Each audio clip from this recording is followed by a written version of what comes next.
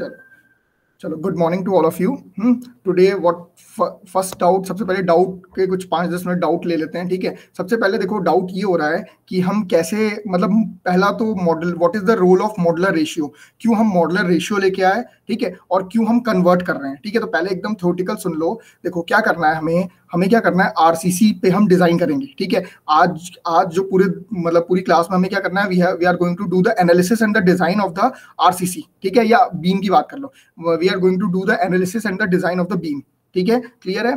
तो अब जब हम आरसीसी की बात करेंगे तो हम क्या करेंगे ना, हम ऐसा नहीं कि स्टील को अलग लेके चलेंगे और कंक्रीट को अलग लेके चलेंगे। हम क्या करेंगे, वी वांट दैट कि सारी चीज हम क्यों ना कंक्रीट के टर्म्स में कैलकुलेट कर लें, ठीक है, क्योंकि देखो concrete is the major part of RCC, ठीक है। स्टील हमारा कम है, और ये मैंने बताया था स्टील हमारा कम क्यों है, क्योंकि स्टील इज कॉस्टली, ठीक है। तो हमें इकोनॉमिकल स्ट्रक्चर डिजाइन करना है, इसके लिए हम क्या करेंगे, स्टील हमारा कम है, इसके लिए हम क्या करेंगे, सारी चीज को कन्वर्ट कर देंगे in the terms of concrete, clear. इसके लिए हम एक टर्म लेते हैं, दैट इज मॉडुलर रेशियो, ठीक है। मॉडुलर रेशियो मैंने बताया था, मॉडुलर रेशियो कोई डिफाइन करेगा, what is the mathematical formula of modular ratio, क्या बताया था मैंने, कुछ याद हो तो।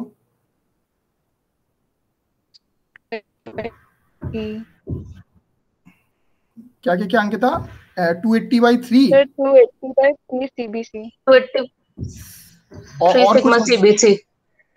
चलो वेरी गुड। और कोई कुछ बताएगा, मॉडुलर रेशियो एक और चीज बताई थी, ये तो सही था, ये सही है, ये हम लोग डायरेक्ट फॉर्मूला की तरह यूज करते हैं न्यूमेरिकल, ठीक है। और मॉडुलर रेशियो का एक और डेफिनेशन बताई थी। हाँ sir, young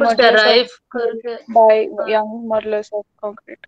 very good Ankita, Harshita, derive करने वाला नहीं, यंग मॉडुलस से रिलेशन बताया था दोनों का, the ratio of the Young modulus of steel to the Young modulus of concrete is modular ratio, ठीक है। तो दोनों के यंग मॉडुलस का जो रेशियो होता है दैट इज मॉडुलर रेशियो, ठीक है। तो ये मॉडुलर रेशियो दोनों के जो यंग मॉडुलस है ना, उनका कंपैरिजन करके हमने ये चीज की।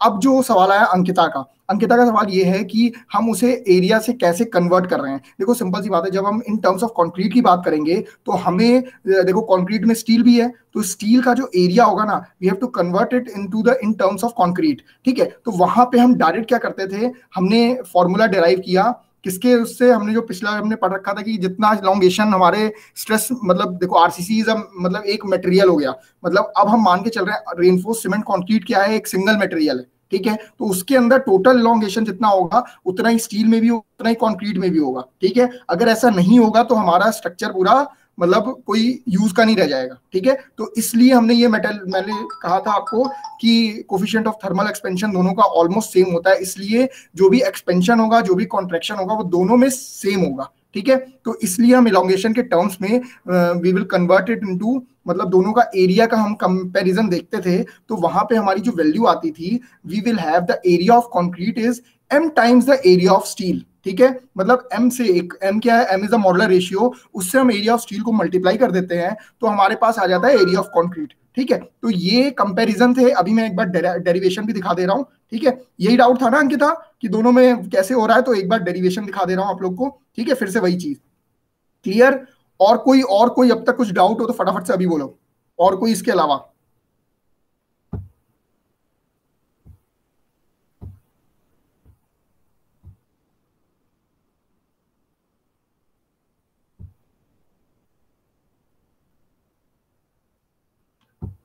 वॉइस क्लियर है ना, अभी कोई दिक्कत थोड़े है? हाँ सर। है ना, बीच में कहीं कुछ नेटवर्क जाता है तो या तो मैसेज कर दोगे, या फिर मतलब कुछ ऐसे कुछ हो तो बता देना, है ना, किसी एक का भी कुछ होता है तो। एक मिनट में पीपीटी तब तक खोल लेता हूँ आपकी।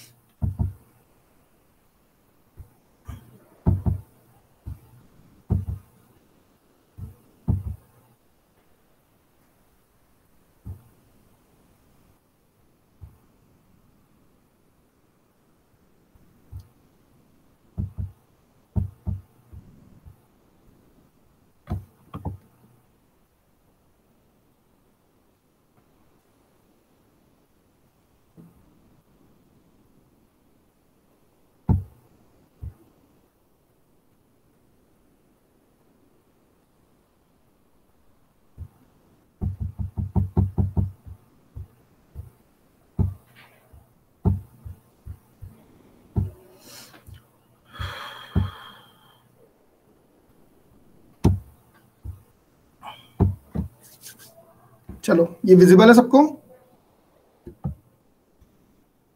हमने ये पढ़ा था अभी। नहीं सर स्क्रीन दिख रही, स्क्रीन नहीं आ रही सर। एक मिनट,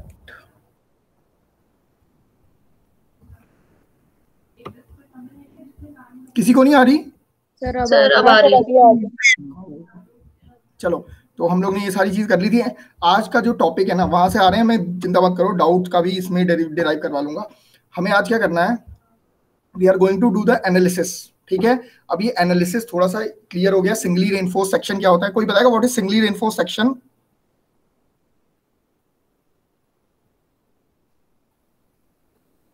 पिछली बार कुछ डिस्कस किया था, ओवर रेनफोर्स ना देके हम लोग कोई दूसरा सेक्शन देते हैं, कुछ याद है? हाँ सर। क्या, कौन सा बताओ? अंकिता आवाज क्लियर नहीं आई क्या? हाँ बोलो सर, हम लोग जल्दी। सिंगल कोर्स में जाते हैं अगर। हाँ हर्षिता, मैंने ये बताया था ओवर रेनफोर्स्ड अगर हमारा स्ट्रक्चर होगा तो हम ओवर रेनफोर्समेंट ना देके हम कौन सा स्ट्रक्चर बनाएंगे, मतलब कौन सी रेनफोर्समेंट प्रोवाइड कराएंगे? सर डबली रेनफोर्स वाला। वेरी गुड, याद है डबली रेनफोर्स्ड। ठीक है, तो अभी हम बेसिक करने जा रहे हैं। आज हम डबली नहीं, अभी अभी हम analysis of singly reinforce section, जो नॉर्मल एक शुरुआत होती है एक बीम की, जो कि आपने देखा होगा एक रेक्टेंगुलर सेक्शन बना हुआ है, उसमें हमने सिंगली रेनफोर्स है ना, यहाँ पे सिंगल लेयर में हमने एक रेनफोर्समेंट प्रोवाइड किया, that is known as singly reinforce section. Clear है? इसका हम क्या करने जा रहे हैं, एनालिसिस एंड डिजाइन। ठीक है, देखो दो टर्म्स होते हैं, what is analysis and what is design. Analysis में आपको पता होता है कि उसकी विड्थ कितनी होगी, उसकी डेप्थ कितनी होगी, हमारा इफेक्टिव कवर क्या है, what is the area of steel, what is the characteristic strength of the steel and the concrete. ठीक है, तो उसके आधार पे हम निकालते हैं, क्या निकालेंगे हम एनालिसिस में, we have to calculate the moment of resistance that is coming to our, मतलब जो हमारा सेक्शन मोमेंट ऑफ रेजिस्टेंस कितना रेसिस्ट कर पाएगा, that is what we are going to do in the analysis. Clear है? हम analysis में क्या कर रहे हैं? कृतिका सर एक बार फिर से रिपीट कर दो। देखो सिंपल सा समझो, हमारे पास पूरा क्रॉस सेक्शन है। ठीक है, क्रॉस सेक्शन दिया हुआ है कि this is the cross section of your beam. ठीक है, क्रॉस सेक्शन का मतलब क्या होता है, हमारे पास विड्थ है, हमारे पास डेप्थ है, हमारे पास इफेक्टिव कवर लिए हुए हैं, हमारे पास एरिया ऑफ स्टील दिया हुआ है, कितना स्टील लग रहा है, उसका एरिया कितना है, और जो हम लोग छोटी छोटी चीज पढ़ते हैं that is characteristic strength of concrete कौन सा यूज कर रहे हैं, स्टील कौन सा यूज कर रहे हैं, ये सारी चीजें हमें दी हुई हैं। तो हमें निकालना क्या होगा, इससे हमें निकालना होगा कि what is the moment of resistance that is going to be bear by our section. Clear yes sir. है ना? मतलब निकालना क्या है हमें, मोमेंट ऑफ रेजिस्टेंस कितना वो बियर कर पाएगा, this is what known as analysis. अब कोई मुझे थोड़ा सा बताएगा, मैंने बताया था एनालिसिस का जस्ट उल्टा होता है डिजाइन, तो डिजाइन क्या हो जाएगा?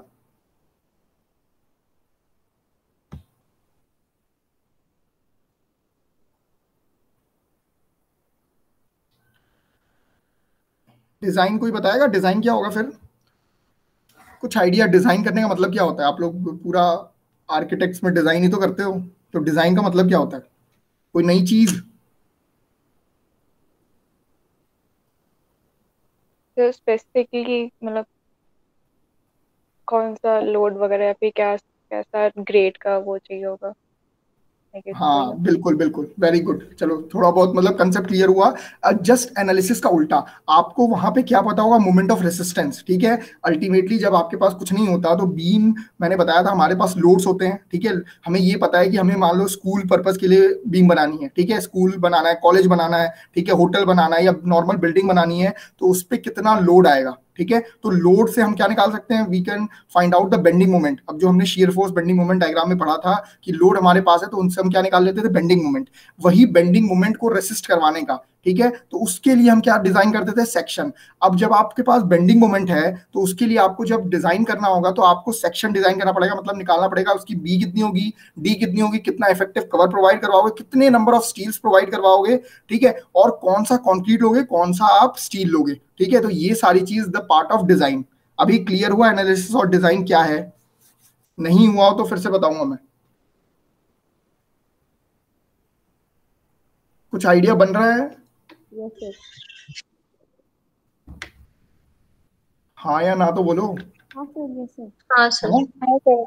ठीक है, तो एनालिसिस में हमें क्या करना है, एनालिसिस में हमारे पास सारी चीजें हैं, we have to find out the moment of resistance. तो वो कैसे निकालोगे, वी हैव फॉर्मूला, ठीक है, डायरेक्ट फॉर्मूला जो अब तक डिराइव किया था उन फॉर्मूले का यूज करना है हमें, और direct we will find out the moment of resistance, ठीक है। फिर मोमेंट ऑफ रेजिस्टेंस हमारे पास होगा इन केस ऑफ डिजाइन, तो हम एक एक स्टेप फॉलो करेंगे और स्टेप करने के बाद हम क्या कर लेंगे, उसका डिजाइन कर लेंगे। क्लियर, ठीक है। तो अब आधा घंटा एकदम ध्यान से जो चीज मैं बता रहा हूँ ध्यान से सुनो, कहीं डाउट आए तो बताना, ठीक है। अब सिंपल सा आ जाते हैं, अंकिता ने जो पूछा था, ठीक है। अंकिता देखो यहाँ पे अभी मैं एक बार डेरिवेशन भी दिखाऊंगा, जो एरिया ऑफ स्टील है, ठीक है, व्हेन, अब देखो दोनों चीज लेके हम नहीं कर सकते, हम एरिया ऑफ मतलब स्टील को अलग ले ले, कंक्रीट को अलग ले ले, तो दोनों चीजें अलग अलग कैलकुलेट नहीं होती। In calculation we have to calculate in terms of या तो कंक्रीट या तो इन टर्म्स ऑफ स्टील, ठीक है। तो स्टील हमारा कम होता है, इसलिए हम किस में कन्वर्ट कर लेते हैं, we have to convert it into concrete, ठीक है। तो एरिया ऑफ स्टील को हमने डायरेक्ट किसमें कन्वर्ट कर दिया, we have converted it into area of concrete, ठीक है। तो दोनों में रिलेशन होता है m का, ठीक है, m से मल्टीप्लाई कर दें अगर एरिया ऑफ कंक्रीट को, तो we will have area of steel, ठीक है, मतलब sorry area of concrete, area of steel को मॉडुलर रेशियो से मल्टीप्लाई कर दें तो we will have area of concrete, ठीक है। तो हमने क्या कर दिया, AST को कन्वर्ट कर दिया m इंटू AST। क्लियर, यहाँ पे ये चीज क्लियर है नहीं है?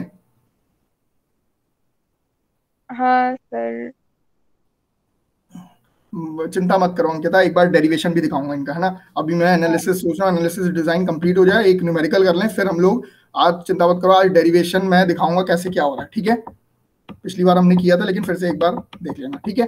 तो एनालिसिस में सबसे पहला काम क्या करते थे हम, मैंने बताया था, first derivation we have to find out the neutral axis, ठीक है। स्टेप 1 क्या है, we have to find out the neutral axis, ठीक है। क्लियर है, देखो स्टेप मेरे साथ याद करते चलो, ठीक है, क्योंकि ये न्यूमेरिकल में आपको कहीं लिखा नहीं रहेगा कि क्या क्या करना है। जैसे ही बोल दिया एनालाइज द बीम, ठीक है, बस क्वेश्चन बोल देगा एनालिसिस करना है आपको, ठीक है। उसके बाद ये सारे स्टेप आपको खुद से लिखने हैं। तो first step is you have to find out the neutral axis. देखो याद करने वाली चीज नहीं है, मैंने आपको डिराइव जब करवाया था तो पहली चीज मैंने क्या निकलवाई थी, आपका न्यूट्रल एक्सिस ही निकलवाई थी, ठीक है। तो पहला काम होगा you have to find out the neutral axis. Clear, ठीक है। तो न्यूट्रल एक्सिस कैसे निकलती थी, डायरेक्ट मैंने आपको बताया था, डिराइव करके भी बताया था आपको कि that is b into x into x by 2 equal to m into S T D minus x. ये चीज कितने लोगों को क्लियर है, मैं फिर से डिराइव करवाऊं?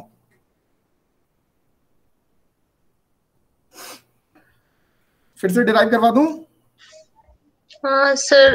सर जैसे सेकंड नीचे वाले पार्ट का d माइनस एक्स से सेंटर ऑफ ग्रेविटी कैसे आता है, ये नहीं समझ। चलो मैंने क्या बताया था, न्यूट्रल एक्सिस निकालने के लिए we have to moment of inertia, ठीक है, सॉरी वो न्यूट्रल एक्सिस के अबाउट आपको मोमेंट लेना पड़ेगा, ठीक है। न्यूट्रल एक्सिस के अबाउट आप जब मोमेंट लोगे तो the upper part is b, ठीक है, विड्थ दिया हुआ है b आपको, b multiplied by x is what, this is the area of the above part. मैंने क्या बोला था, you have to equate the compression zone to the tension zone, ठीक है। कंप्रेशन जोन का जो एरिया है, area of the compression zone must be equal to area of the tension zone, ठीक है। क्लियर है। तो एरिया ऑफ कंप्रेशन जोन क्या है, मैंने बताया था, ऊपर वाला पार्ट न्यूट्रल एक्सिस से कंप्रेशन जोन है, नीचे वाला टेंशन जोन, ठीक है।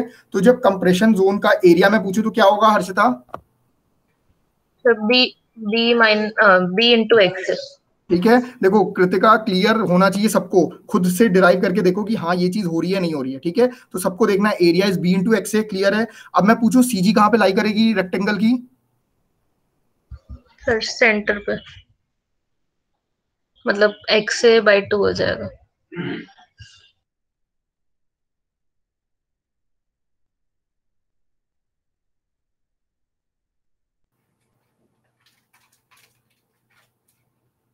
ऊपर वाले पार्ट का सेंटर क्या होगा, एक्स बाई 2 पे होगा। तो this is the moment of area of compression, that is b into x multiplied by x by 2। Clear है? Yes sir.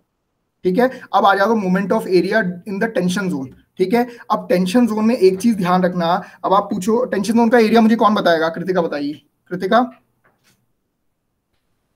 ध्यान से देखो, या समझ लो, एक नहीं 10 बार मैं बताऊंगा क्यों ऐसा हो रहा है, ठीक है। तो समझ लो यहाँ पे, क्योंकि फिर डायरेक्ट फॉर्मूले पे, डायरेक्ट आपको न्यूमेरिकल में डायरेक्ट फॉर्मूला यूज होगा, वहां पे मैं नहीं बताने वाला कि कैसे हुआ क्या हुआ।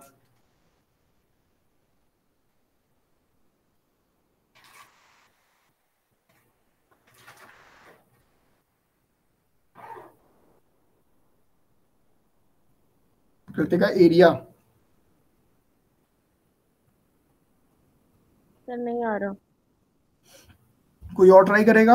अंकिता सर में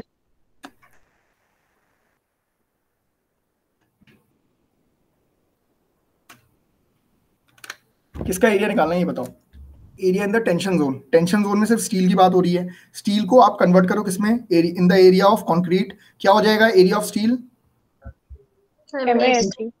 MAST। ये क्लियर है कृतिका, M इंटू AST हो गया area of steel converted into area of concrete. ठीक है, अब ये इसका CG कहाँ लाई करेगा, कोई बताएगा मुझे?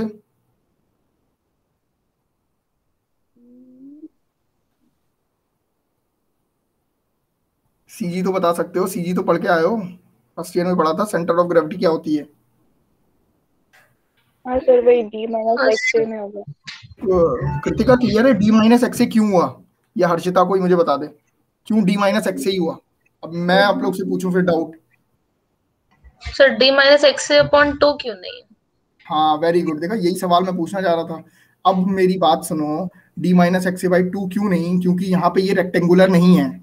आपको स्टील की CG से लेना है ना, स्टील की CG, और वो भी किसके about, about neutral axis.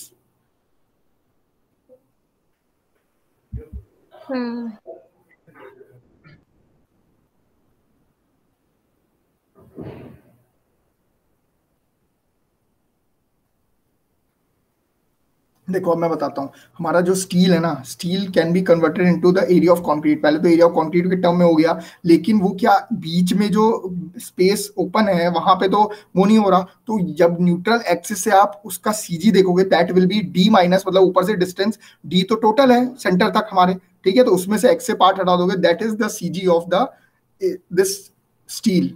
Clear है? यहाँ कोई रेक्टेंगुलर सेक्शन नहीं है ना, रेक्टेंगुलर सेक्शन होता और वो भी देखो हम क्या कर रहे हैं, न्यूट्रल एक्सिस से हमारी डिस्टेंस ली जा रही है। ठीक है, तो न्यूट्रल एक्सिस से डिस्टेंस कितनी होगी, स्टील बार जहां तक अवेलेबल है दैट इज D-XA, तो वो हमने डिस्टेंस ले ली है, डिस्टेंस मेजर कर रहे हैं। क्लियर, हाँ या ना? हाँ सर।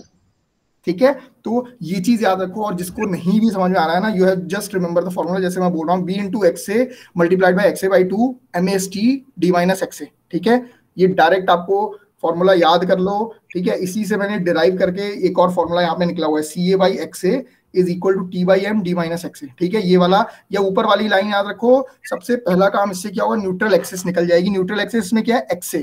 ठीक है, XA की वैल्यू आपको निकालनी है, ये इक्वेशन रख के डायरेक्ट XA की वैल्यू आ जाएगी आपके पास। क्लियर है? इसमें कभी किसी को डाउट है? सर सेकंड वाला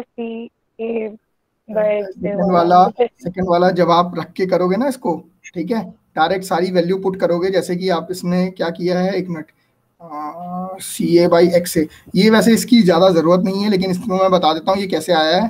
देखो T स्टैंड्स फॉर टेंशन, ठीक है, T हमारा T/M CA/XA D-XA, एक मिनट रुक जाओ,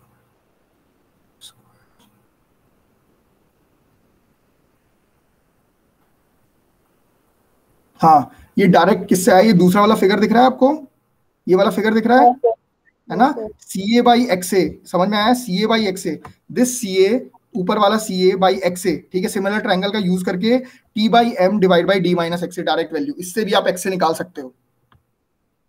अब समझ में आया अंकिता? है ना, सिमिलर ट्रायंगल का यूज करके हमने डायरेक्ट वैल्यू को पुट कर दिया। ठीक है, यही यहाँ पे कहानी लिखी हुई है, it is the depth of the neutral axis which may be calculated by equating the moment of area of compression and the tension. दोनों को इक्वेट कर दो तो you will get the neutral axis. Clear? आगे बढ़ें, इसको थोड़ा सा और डिराइव करके बताएं, moment of area into D, moment of area of compression side, वही moment of area of tension side, दोनों को इक्वेट कर दिया बस। ठीक है, फर्स्ट स्टेप क्लियर हो गया। फर्स्ट स्टेप क्या करना है, we have to find out the neutral axis. ठीक है, न्यूट्रल एक्सिस बोल रहा, एक्चुअल एक्सिस। ठीक है, एक्चुअल एक्सिस निकाली XA। सेकंड स्टेप आ गया क्रिटिकल एक्सिस। कोई मुझे फटाफट से क्रिटिकल एक्सिस का फॉर्मूला बता देगा, और क्रिटिकल डेप्थ का, क्रिटिकल डेप्थ का फॉर्मूला पिछली बार डिराइव करवाया था, किसी को याद हुआ नहीं हुआ? हाँ sir, M sigma CBC upon Harshita को तो याद है, मुझे पता है, हर्षिता को छोड़ के कोई और बताए। अंकिता ट्राई करो, मैंने याद करवाया था क्लास में। ये वाला तो याद नहीं।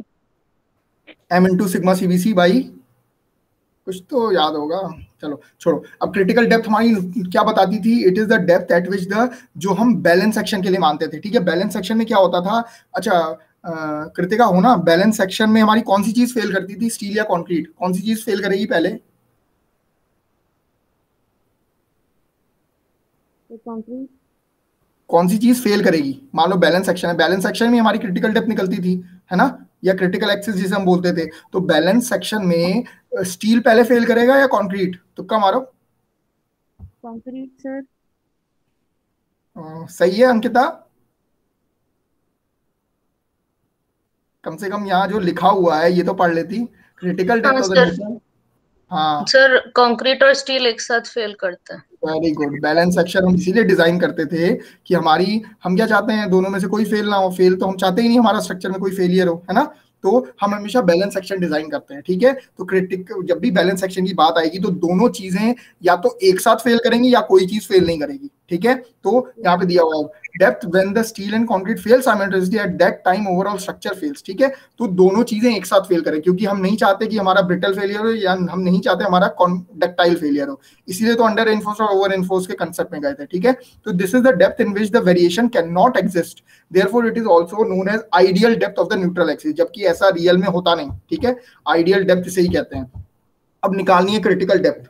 तो क्रिटिकल डेप्थ के लिए फिर से मैं डेरिवेशन बता दे रहा हूं ताकि आप फिर ना बोलो, ठीक है। सिमिलर ट्रायंगल का यूज करना है, sigma CBC by x c equal to sigma ST by M D minus x c, ठीक है। ये करो या इनको इक्वेट करके डायरेक्ट ये फॉर्मूला याद कर लो, ठीक है। कृतिका डायरेक्ट फॉर्मूला याद करने के लिए बोलूंगा मैं। एक्सी, एक्से था हमारा, एक्से का कोई फॉर्मूला बताएगा? अभी फिर से याद करवा दे रहा हूँ, बी इंटू एक्से बाई 2, ठीक है, equal to m into S T D minus x a, that is ये एक्चुअल एक्सिस। क्रिटिकल एक्सिस का फॉर्मूला m इंटू सिग्मा सीबीसी divide by m into sigma CBC plus sigma st multiplied by d, ठीक है। क्या करना है, ऊपर का टर्म सेम होगा, नीचे का टर्म भी सेम होगा, m sigma CBC by m sigma CBC plus sigma st multiplied by d। This is the formula for critical axis. एक बार दो बार मेरे साथ बोलोगे खुद याद हो जाएगा, ठीक है। तो एक्चुअल एक्सिस बदल गई, क्रिटिकल एक्सिस बदल गई। थर्ड स्टेप कोई मुझे खुद से बताएगा? जिसने पढ़ा होगा उसको ध्यान होगा। इसके बाद क्या करेंगे? अब हमारे पास एक्चुअल डेप्थ है, हमारे पास क्रिटिकल डेप्थ है, आगे क्या करेंगे? कोई कंपेयर करेंगे। Very good. देखो एक ही हर्षिता और पढ़ी है, बिल्कुल सही। थर्ड स्टेप मैंने पिछली बार भी ये चीज बताई थी। देखो एक बार ना वो वाला वीडियो सुन के आ जाया करो, बस सुन के आ जाओगे ना तो बहुत सी चीजें क्लियर हो जाएंगी, ठीक है। तो अब जब एक्स से आ गया, एक्सी आ गया, अब हमारा काम है इन दोनों को कंपेरिजन करने का, ठीक है। नेक्स्ट स्टेप आ जाएगा compare between x and x c, ठीक है। अब कंपेयर में फिर से सुन लो, बैलेंस, अंडर इनफोर्स और ओवर इनफोर्स, फिर से मैं रिपीट कर रहा हूँ, ठीक है। जिसने पढ़ा होगा अच्छी बात है, नहीं पढ़ा हो उसके लिए भी कर रहा हूँ, ठीक है। अब जब कंपेयर करोगे तो तीन चीज हो सकती है, ठीक है। नॉर्मल सी बात है, तीन ही चीज होगी, या तो एक्स से बराबर होगा एक्सी के, या तो एक्स से छोटा होगा एक्सी के, या एक्स से बड़ा होगा एक्सी के, ठीक है। तो एक्चुअल डेप्थ अगर छोटी है क्रिटिकल से, ठीक है, या बैलेंस से, तो हम उसे क्या बोलेंगे? That is known as under enforced, ठीक है। और अगर actual depth is equal to the critical depth, it is known as balanced, ठीक है। और actual depth is greater than critical, it is known as over enforced. Clear?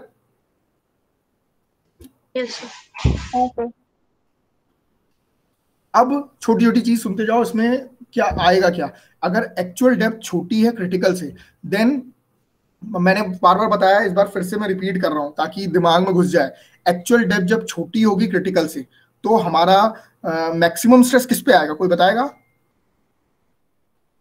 दोबारा बोलूं? अगर एक्चुअल डेप्थ क्रिटिकल डेप्थ से छोटी है तो this is the case of under enforce. अब मैं पूछ रहा हूं मैक्सिमम स्ट्रेस किस पे आएगा? कंक्रीट पे। सही है Harshita, Kritika? Yes sir. Very good. Harshita? Harshita steel पे आएगा। बस पूरा कंसेप्ट का ना वही कर देते हो, पिछली कितनी बार समझाया। अगर मैं, अंकिता आपसे सवाल है, मैक्सिमम स्ट्रेस अगर कंक्रीट पे आ गया तो फेलियर कौन सा हो जाएगा? ड्यू टू कंक्रीट के आलन फेलियर हो जाएगा, तो ये ब्रिटल फेलियर हो जाएगा। क्या ये अच्छा होता है हमारे लिए? एक साथ पूरी की पूरी कंक्रीट नीचे आ जाएगी, तो दिस इज ब्रिटल फेलियर, ठीक है। ऐसा हम नहीं चाहते, कभी भी नहीं चाहेंगे। तो अंडर इनफोर्स्ड में मैक्सिमम स्ट्रेस आता है स्टील पे। क्लियर? अब ये फिगर देखो, फिगर देख के तो क्लियर हो गया था, पिछली बार मैंने बता दिया था। ये फिगर देखो, मैक्सिमम स्ट्रेस किस पे जा रहा है? सिग्मा सीबीसी से कुछ कम स्ट्रेस लग रहा है कंक्रीट पे, लेकिन सिग्मा एसटी इस पे मैक्सिमम स्ट्रेस चला जा रहा है स्टील पे। क्लियर है अंकिता? हाँ सर, मैंने उल्टा सुना। हाँ नहीं कोई बात नहीं, ये देखो डाउट आएंगे, जब डाउट आएंगे तभी क्लियर भी होंगे, ठीक है। तो ध्यान रखना, जब भी actual depth is less than critical depth, it is the case of under reinforce. और अंडर रेनफोर्स मैंने बताया है, हम प्रैक्टिकल लाइफ में हमेशा अंडर रेनफोर्समेंट ही प्रोवाइड करते हैं। क्यों प्रोवाइड करते हैं? Because it is failed due to steel. Steel पे मैक्सिमम स्ट्रेस आने के लिए फेलियर होगा, that failure is known as ductile failure, ठीक है। उस डक्टाइल फेलियर में हमें क्या होता है, इंडिकेशंस मिलते हैं। अगर फेल करने से पहले स्ट्रक्चर हमें क्या देगा, क्रैक्स देगा, ठीक है। तो क्रैक्स दे देगा तो या तो आप मेंटेनेंस करवा लो, या फिर आप उस स्ट्रक्चर को डिसमेंटल करवा लो, दूसरा बना लो, या फिर आप खुद वहां से हट जाओ। क्लियर हो गया? Yes sir. ठीक है। Next is balance section, x is equal to x c, ठीक है। जब बैलेंस सेक्शन आएगा तो आपके पास मैक्सिमम स्ट्रेस किस पे आएगा? अब कृतिका फिर से पूछ रहा हूं मैं, कृतिका मैक्सिमम स्ट्रेस किस पे आएगा जब बैलेंस सेक्शन होगा? तो दोनों पे इक्वली आएगा।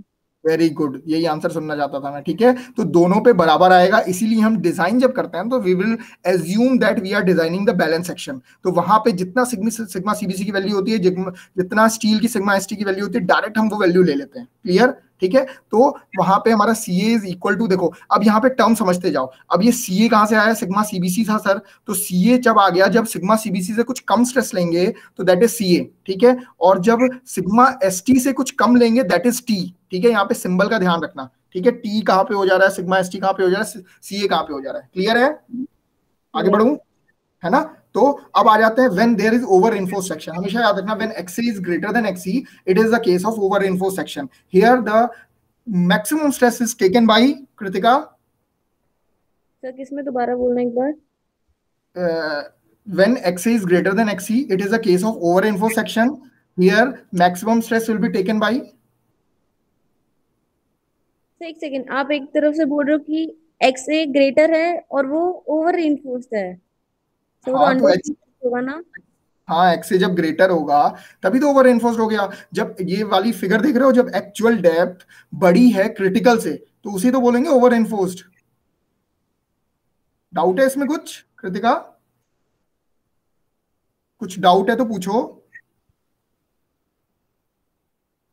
सर आपने अभी बोला कि एक्स ए जब बड़ा होता है एक्सी से तो वो अंडर रेनफोर्स्ड होता है, या एक्सी होता है? देखो फिर से बात सुनो, अब मैंने दो लोग और बैठे हैं, फिर उनसे पूछूंगा, मैंने गलत तो नहीं बोला। X is less than xc, that it is the case of under reinforce. Figure देखो ना आप, फिगर देखो, फिगर से क्लियर हो रहा है। ये वाला ग्रीन वाला फिगर दिख रहा है? Yes sir. इसमें एक्से एक्सी से बड़ा है कि छोटा है बताओ? जो एक्सी वाली कौन सी है? एक्सी दिख रही है यहाँ पे, येलो कलर की लाइन जो जा रही है और ग्रीन कलर की लाइन जो जा रही है, तो एक्से एक्सी से छोटा है या बड़ा है? यस सर, यस समझ गई, समझ गई। समझ गई ना? गलत हाँ, नोट करो। ठीक है। तो अब मैं यही पूछा था, if x a is greater than x c and it is a case of over reinforce section, then maximum stress will come to concrete और स्टील। किस पे आएगा? कंक्रीट। क्लियर है? अब मुझे बार बार ये चीज रिपीट करने की जरूरत नहीं पड़ेगी, ठीक है। अब अगर कंक्रीट पे स्ट्रेस आएगा कृतिका, तो किस टाइप का फेलियर होगा? Ductile failure. डक्टाइल कहां से हो गया? स्टील में डक्टाइल होता है। Brittle failure. Brittle failure sir. Brittle, brittle का मतलब क्या है? सडन कोलैप्स, ठीक है। आपकी कंक्रीट आपके सर पे गिर जाएगी तुरंत, ठीक है। ठीक है। क्लियर? आगे बढ़ूं मैं? Yes sir. रिपीट करवाऊं? क्या क्या पढ़ा हमने? 3 स्टेप पढ़ लिए। कौन कौन से? First step is we have to find out the actual depth. Actual depth is equal to b into x into XA by 2 equal to M into AST D minus XA. First step, clear? Second step is we have to calculate the critical axis. Critical axis is what? XC is equal to M into sigma CBC divided by M into sigma CBC plus T multiplied by D. Clear? This is the critical depth. Next is, third step is comparing between XA and XC. If XA is less than XC, then it is under reinforced. If XA is equal to XC, it is balance section. If XA is greater than XC, it is over reinforced. Clear है यहाँ तक 3 step? अभी तक कोई doubt हो तो पूछो। फिर से एक बार फॉर्मूला देख लो। अब मैंने क्रिटिकल डेप्थ में एक और चीज बता दूं, क्रिटिकल डेप्थ डिपेंड किस किस पे कर रही है, आप देख लो। Sigma CBC, ST, sigma ST और डी पे, ठीक है। तो इसको एक फैक्टर लिख दिया, क्या किया ना, फॉर्मूला को शॉर्ट करने के लिए, जो इतनी बड़ी वैल्यू है m इंटू सिग्मा सीबीसी divide by m sigma CBC plus sigma ST, इसको डायरेक्ट वैल्यू लिख दी k। इस पूरे सिंबल को, मतलब k को रिप्रेजेंट कर दिया इससे, ठीक है। तो x c will be k into d. अब ये के आप डायरेक्ट निकाल सकते हो, क्योंकि के किस पे डिपेंड कर रहा है, मॉडुलर रेशियो पे, या फिर कंक्रीट की कैरेक्टरिस्टिक स्ट्रेंथ पे, या स्टील की कैरेक्टरिस्टिक स्ट्रेंथ पे। तो उसके लिए आप देखो, अगर ग्रेड ऑफ स्टील 250 है, ठीक है, if the grade of steel is 250, तो के की डायरेक्ट वैल्यू है 0.40, Fe 415 है स्टील, तो उसके लिए 0.289, Fe 500 है तो 0.253। डायरेक्ट इनको सॉल्व करने के लिए ज्यादा टाइम ना लगे, तो डायरेक्ट ये वैल्यू याद रखो, ठीक है, तो डायरेक्ट आप यूज कर सकते हो। नेक्स्ट इज वही जो अभी पढ़ा दिया मैंने, comparison between actual and critical में x is less than xc under reinforced, x is equal to xc, this is balance, and x is greater than xc, that is over reinforced. Clear? Now the fourth step is finally जो हमें करना था, that we have to find out the moment of resistance. अब मुझे कोई बताएगा moment of resistance मैंने बताया था क्या होता है, फटाफट से बताओ जिसको आता हो। कोई बता रहा है?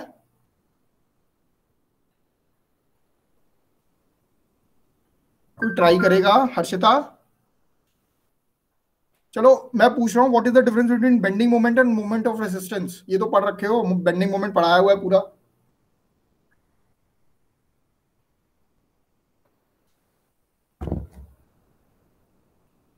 कोई नहीं यार, सामने लिखा हुआ है वो तो पढ़ के बता सकते हो।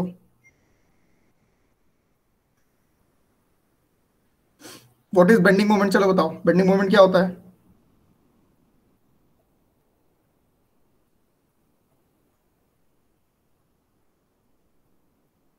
कृतिका?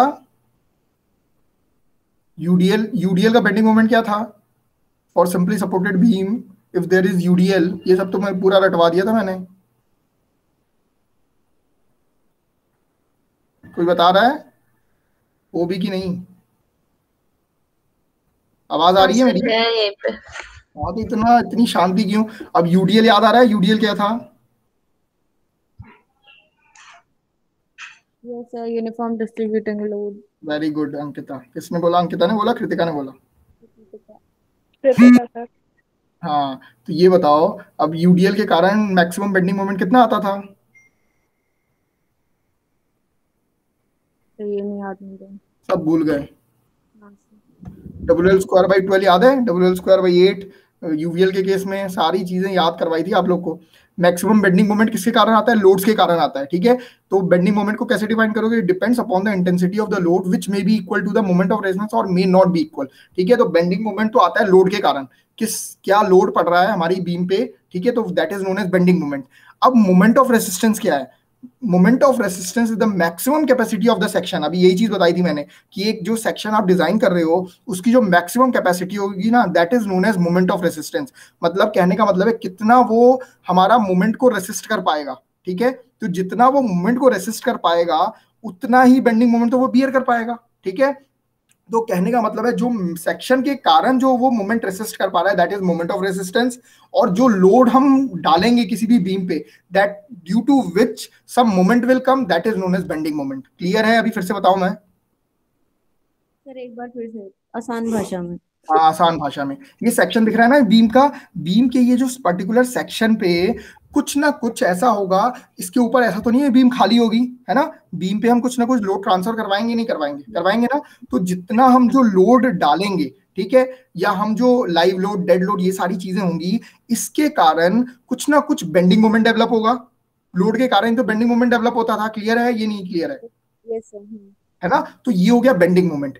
अब जो लोड आ रहा था, लोड के कारण जो डेवलप होता है that is known as bending moment. लेकिन अब इस जो सेक्शन हमने डिजाइन किया है, इस सेक्शन की भी कुछ क्षमता होगी ना, कि मतलब कुछ स्ट्रेंथ होगी जो हम निकाल रहे हैं एनालिसिस में, कि इसकी बीम मतलब बी ये है, डी ये है, डेप्थ ये है, और इसके अंदर कुछ कंक्रीट ऐसा है और कुछ स्टील ऐसा है अलग, Fe41 है, 500 है, ठीक है, M20, M25, 30 का कंक्रीट है। तो इस सेक्शन में भी कुछ रेसिस्टेंस डेवलप होगा। वो रेसिस्टेंस के कारण जो मोमेंट जनरेट होगा that is known as moment of resistance. Clear? हाँ या ना? Yes sir. है ना? ठीक है कृतिका? Yes sir. ठीक है, कुछ डाउट हो तो फटाफट से पूछ लेना, ठीक है। यही चीज हम निकाल रहे थे। अब देखो 4 स्टेप हो गए। First actual depth, critical depth, next is comparison, fourth one is moment of resistance. खत्म हो गया, ठीक है, मोमेंट ऑफ रेजिस्टेंस निकल गया। This is the analysis of the beam. अभी तक कुछ डाउट? नहीं सर। नहीं सर। क्लियर है? हाँ बोलो अंकिता, कुछ बोल रही थी। नहीं सर, कोई डाउट नहीं है फिलहाल। हाँ नहीं, अभी मेन जो बचा हुआ है मोमेंट ऑफ रेजिस्टेंस का फॉर्मूला, कोई मुझे थोड़ा सा दिमाग लगा के बताएगा। अब मैंने मोमेंट निकालना सिखाया था आप लोग को, है ना, तो मोमेंट का फॉर्मूला क्या होगा?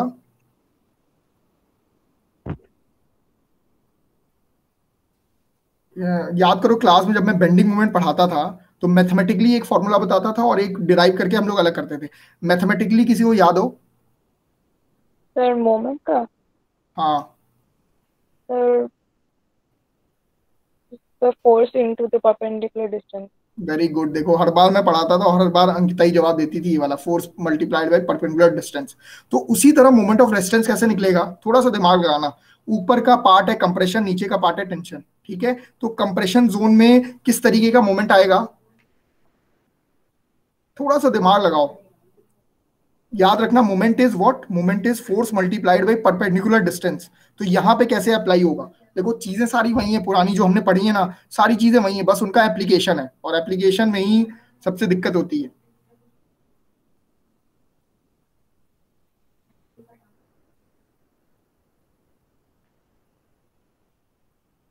कोई बता रहा है? ट्राई, हर्षिता ट्राई कर रही हो? Sir centre of gravity. हाँ कुछ सर कुछ कुछ सेंटर ऑफ, बताता मोमेंट में सेंटर ऑफ ग्रेविटी लेते थे क्या? सर, लेते थे ना, दो पार्ट्स में डिवाइड होता था, एक डायग्राम बनता था, फिर ऊपर का सेंटर ऑफ ग्रेविटी। तो उतना अभी डिटेल में नहीं जाना, हम सिंपल से याद रखो, मोमेंट ऑफ रेजिस्टेंस निकालेंगे, मैं बता दे रहा हूँ। चलो, force multiplied by perpendicular distance. यहाँ पे दो तरीके के फोर्स है, कौन कौन से फोर्स है कौन बताएगा? दो तरीके के फोर्स बोल रहा हूँ मैं, हमारे बीम में लग रहे हैं, कौन कौन से? अब तुम लोग को फिर से टाइप्स ऑफ फोर्सेस पढ़ा।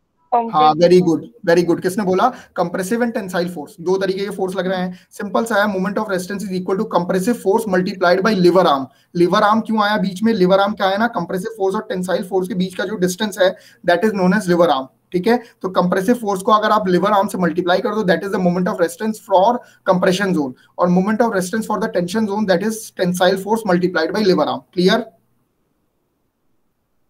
एक बार देख लो, ये बोलो। ज्यादा तेज हो गया? Yes sir. लिखा है moment of resistance for compression, C से compressive force multiplied by lever arm, यही लिखा है मैंने जो बोला आपको।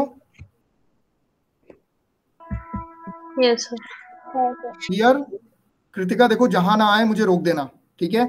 अभी जो क्या नाम है, वो हर्षिता ने बोला था सीजी वीजी पे भी आएंगे, सीजी जब जहां जरूरत पड़ेगी हम सीजी लेंगे, नहीं जरूरत पड़ेगी तो सीजी हम नहीं लेंगे, ठीक है। तो यहाँ ट्रायंगल का पार्ट है, ट्रायंगल में भी सीजी का यूज आएगा, मैं बताऊंगा कहाँ पे कैसे आएगा, ठीक है। तो अभी सिंपल सा, जब मैं पूछूं what is moment of resistance, तो आप क्या बताओगे?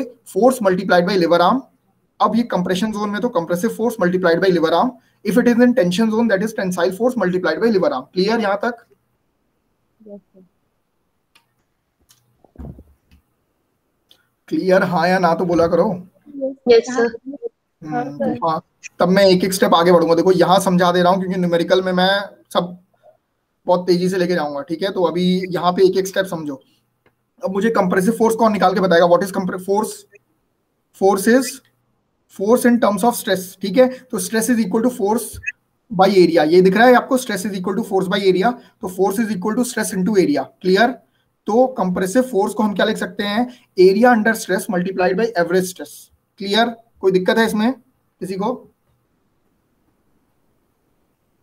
रिपीट कर रहा हूं मैं, stress is equal to force by area. Clear? Force is equal to stress multiplied by area, cross multiplication है, मैथमेटिक्स है नॉर्मल, ठीक है। तो फोर्स इक्वल टू क्या हो गया? Stress multiplied by area. अब स्ट्रेस कौन सा होगा? जिस एरिया में स्ट्रेस लग रहा होगा, ठीक है। ए का मतलब है एरिया अंडर स्ट्रेस, और स्ट्रेस जो निकल रहा है दैट इज एवरेज स्ट्रेस, ठीक है। देखो क्या होता है ना, आप एक पर्टिकुलर, देखो हमने अब तक क्या किया था, बेंडिंग मोमेंट और जो निकाला था, वहां हम किसी एक, मतलब ऐसा नहीं था कि वहां पे ट्रायंगुलर सेक्शन आ रहा था, ठीक है। तो वहां पे हम एवरेज स्ट्रेस नहीं ले रहे थे, लेकिन यहाँ पे ट्रायंगुलर सेक्शन आ रहा है, तो हमें क्या लेना पड़ेगा? एवरेज लेना पड़ेगा, क्योंकि जीरो से स्टार्ट हो रहा है और कुछ पॉइंट तक जा रहा है, ठीक है। तो हम एवरेज स्ट्रेस ले लेंगे, तो we will have the total force. Clear है? यहाँ पे किसी को डाउट है तो पूछे एक बार। हाँ सर, आ गया समझ। आ गया? तीनों को आ गया ना? कृतिका, अंकिता, हर्षिता, कोई दिक्कत है तो यहाँ पे पूछो। डायरेक्ट फॉर्मूला आ रहा है, डायरेक्ट फॉर्मूला वैसे तो याद रखना है लेकिन पता होना चाहिए फॉर्मूला कहां से आया है ना। तो area under stress, what is the area that is in stress, कौन सा एरिया है यहाँ पे रेक्टेंगल का, that is b multiplied by x a, ठीक है, b is the width, x is the actual depth, ठीक है। तो कितना एरिया पे लग रहा है, that is B into x A, clear यहाँ पे? Yes sir. ठीक है। Now what is average stress, average stress का मतलब यहाँ पे देखो एवरेज लेना है, एक ये ट्रायंगुलर सेक्शन है, यहाँ पे ये कहां से स्टार्ट हो रहा है, 0 से स्टार्ट हो रहा है और सीए तक जा रहा है, ठीक है। तो 0 प्लस सीए डिवाइड बाई 2, ठीक है, that is the average stress coming to the compression zone, सिर्फ कंप्रेशन जोन की बात कर रहे हैं इसलिए इतना पार्ट ले रहे हैं, क्लियर? Yes sir. है ना, नहीं आए तो मुझे रोक देना प्लीज, मैं देखो यहाँ पे मैं 10 बार समझाऊंगा, ठीक है, लेकिन फिर बाद में बोलोगे कि ये नहीं आया। ये क्लियर हो गया, area under stress multiplied by average stress, ठीक है। अब लिवर आर्म कौन निकाल के बता देगा मेरे को, लिवर आर्म कितना आएगा? लिवर आर्म क्या होता है पहले तो ये बता दो, the perpendicular distance between the two forces, दो फोर्स के बीच में, यहाँ पे कौन कौन से फोर्स है, कंप्रेसिव और टेंसाइल, इनके बीच में जो डिस्टेंस होगा दैट इज लिवर आर्म। तो मुझे सी और ये वाला जो लग रहा है व्हाइट कलर का एरो, टेंसाइल फोर्स और कंप्रेसिव फोर्स के बीच में कितना डिस्टेंस है, कोई बताएगा? ये कैसे निकलेगा?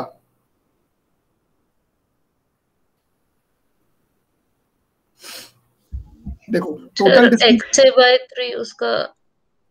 हाँ देखो, अब मेरी बात ध्यान से सुनो, अब जो हर्षिता बोल रही थी ना एक्स बाई 3, सीजी की बात कर रही थी ना आप, तो सिंपल सी बात है, जो ट्रायंगुलर सेक्शन होगा ना उसकी सीजी पे हमारा फोर्स एक्ट करेगा, याद रखना। अगर आपसे पूछा जाए कंप्रेसिव फोर्स कहाँ एक्ट कर रहा है या टेंसाइल फोर्स कहाँ एक्ट कर रहा है, तो हमेशा वो सीजी पे एक्ट करेगा, क्लियर? क्लियर है? और हमेशा डिस्टेंस ना टॉप ऑफ द, मतलब देखो बीम के टॉप से लिया जाता है, क्योंकि बी जो हम ले रहे हैं ना टॉप से है, तो वो टॉप से ही, देखो एक्स से जो डिस्टेंस हमने ली वो टॉप से ली, ठीक है, एक्चुअल डेप्थ हम ऊपर से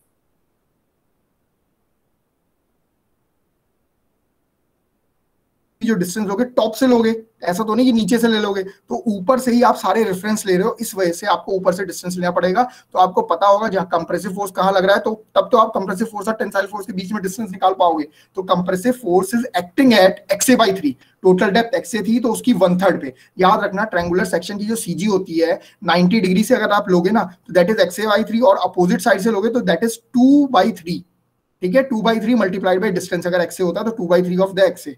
क्लियर है यहाँ पे? ये हम लोग ने बेंडिंग मोमेंट जब सॉल्व किया था तो वहां पे देखा था, ट्रायंगल की सीजी लेते थे 90 डिग्री वाले से तो एक्सए बाई 3, और जब दूसरा साइड होता था तो उससे 2 बाई 3 लेते थे। क्लियर है?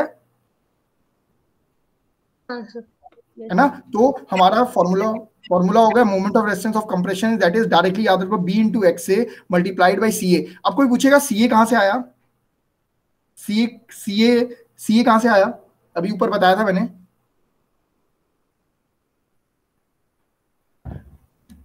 सीए की जगह सिग्मा सीबीसी क्यों नहीं है?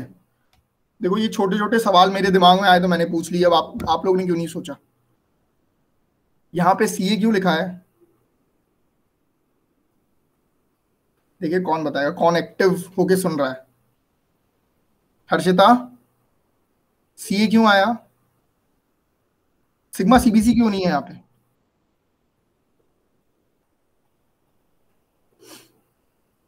किसी को समझ नहीं आ रहा ना, मतलब कोई बताएगा सीए का रीजन आता है नहीं आता, ये बताओ। सर जैसे कि आप जो एवरेज स्ट्रेस का बोले थे वो तो समझ आए। क्या फिर से अंकिता थोड़ा सा तेज। सर आपने जो एवरेज स्ट्रेस का बोला कि 0 to CA, तो वो समझ तो आया, लेकिन हाँ लेकिन यहाँ पे सीए क्यों है, मैं ये सवाल था ना, सिग्मा सीबीसी क्यों नहीं? ये तो आप लोग की तरफ से सवाल होना चाहिए कि सर ऐसा क्यों है ना? ये दिख रहा है फर्स्ट पॉइंट, कुछ दिख रहा है, कुछ लिखा हुआ है बड़ा बड़ा, क्या लिखा है? अंडर आगे समझ में, अब मेरे को बताने की जरूरत है। अंडर इन्फोर्स्ड के केस में अब सीए क्यों आया, चलो मैं ही पूछ लूं, बताओ। बोलो नहीं आया तो हाँ या ना कुछ तो बताओ, तब मैं बताऊं। अंडर इन्फोर्स्ड केस में क्या होगा, सिग्मा सीबीसी तक पहुंचेगा क्या हमारा कंक्रीट? नहीं पहुंचेगा ना? नहीं। हाँ, तो मैक्सिमम स्ट्रेस होती है कंक्रीट में सिग्मा सीबीसी, लेकिन वो कुछ कम ही स्ट्रेस रह जाएगी क्योंकि स्टील हमारा मैक्सिमम स्ट्रेस तक पहुंच रहा है। तो अंडर रेनफोर्स के केस में हमेशा सिग्मा सीबीसी से कुछ कम मिलेगा। यहाँ पे ऊपर जो फिगर दिखाया था, वही चीज है ना, पुरानी चीजें सब रिलेट कर पाओगे तो ज्यादा कॉन्फिडेंस आएगा आपको, है ना। ये फिगर जो दिखाया था, इसने यही तो दिखाया था कि x is less then x, तो सी इज ऑलवेज सी ए, ठीक है। मतलब सिग्मा सीबीसी तक पहुंच ही नहीं पाया, वो इस इतने पार्ट तक जा ही नहीं पाएगा, इससे कम में ही रह जाएगा कंक्रीट, ठीक है, क्योंकि हमारा स्टील मैक्सिमम तक चला गया। क्लियर है, हाँ या ना? ठीक है, एक बार फिर से बता दे रहा हूं, बैलेंस के केस में हमेशा सिग्मा सीबीसी जाएगा और सिग्मा एसटी बाई एम ही जाएगा, ठीक है। ओवर रेनफोर्स के केस में क्या होगा, मैक्सिमम सिग्मा सीबीसी तक तो पहुंचेगा, लेकिन हमारा स्टील मैक्सिमम स्ट्रेस तक नहीं जा पाएगा, इसलिए वो टी आ गया, ठीक है। T is always less than, यहाँ पे लिखा होगा, देखो ये टी बाई एम, हमारा टी, वो जो स्ट्रेस इन स्टील आया वो टी बाई एम आ गया, ना कि वो सिग्मा एसटी तक पहुंच पाया। क्लियर? छोटी छोटी चीजें देखो, ध्यान से देखोगे तब समझ में आएंगी, नहीं तो न्यूमेरिकल में फिर दिक्कत होगी। चलो ये क्लियर हो गया, हमारा moment of resistance from compression zone is clear. Direct formula क्या आएगा, B into x A C A by 2 multiplied by D minus X A by 3, ये डायरेक्ट याद होना चाहिए आपको, ठीक है। This is the moment of resistance for the compression zone. आ जाओ टेंसाइल जोन पे, ठीक है। टेंसाइल जोन पे आते हैं तो सिंपल सा, जो जैसे compressive force multiplied by lever arm, यहाँ पे tensile force multiplied by lever arm. Clear? Tensile force को करेंगे area under stress by average stress. अब एरिया अंडर स्ट्रेस क्या आ जाएगा, हमारा एरिया कितना है कंक्रीट के टर्म में, m इंटू एस टी, और स्ट्रेस क्या हो जाएगा, sigma S T by M. Clear? ये इसमें किसी को डाउट है तो बताओ। लेवर आर्म वही ऊपर वाला हो जाएगा, डी माइनस एक्स बाई 3। इसमें किसी को डाउट है? सर ऊपर वाला पार्ट का तो सेंटर ऑफ ग्रेविटी से हम लोग ने लिया था एक्स से बाई 3, और नीचे वाले पार्ट में हम लोग ने क्या लिया, मतलब ये डी माइनस एक्स, तो नीचे का क्या डी माइनस एक्स से लिया था। अच्छा चलो अब आ जाओ फटाफट से। देखो हर्षिता को जो डाउट हो रहा है ना, वो ऊपर भी वही डाउट था, अभी भी वही डाउट है। अब ये देखो डाउट अच्छा है वैसे तो, समझना इस चीज को, मैंने ऊपर भी वही चीज बोली थी, अभी भी फिर से मैं चीज बोल रहा हूँ।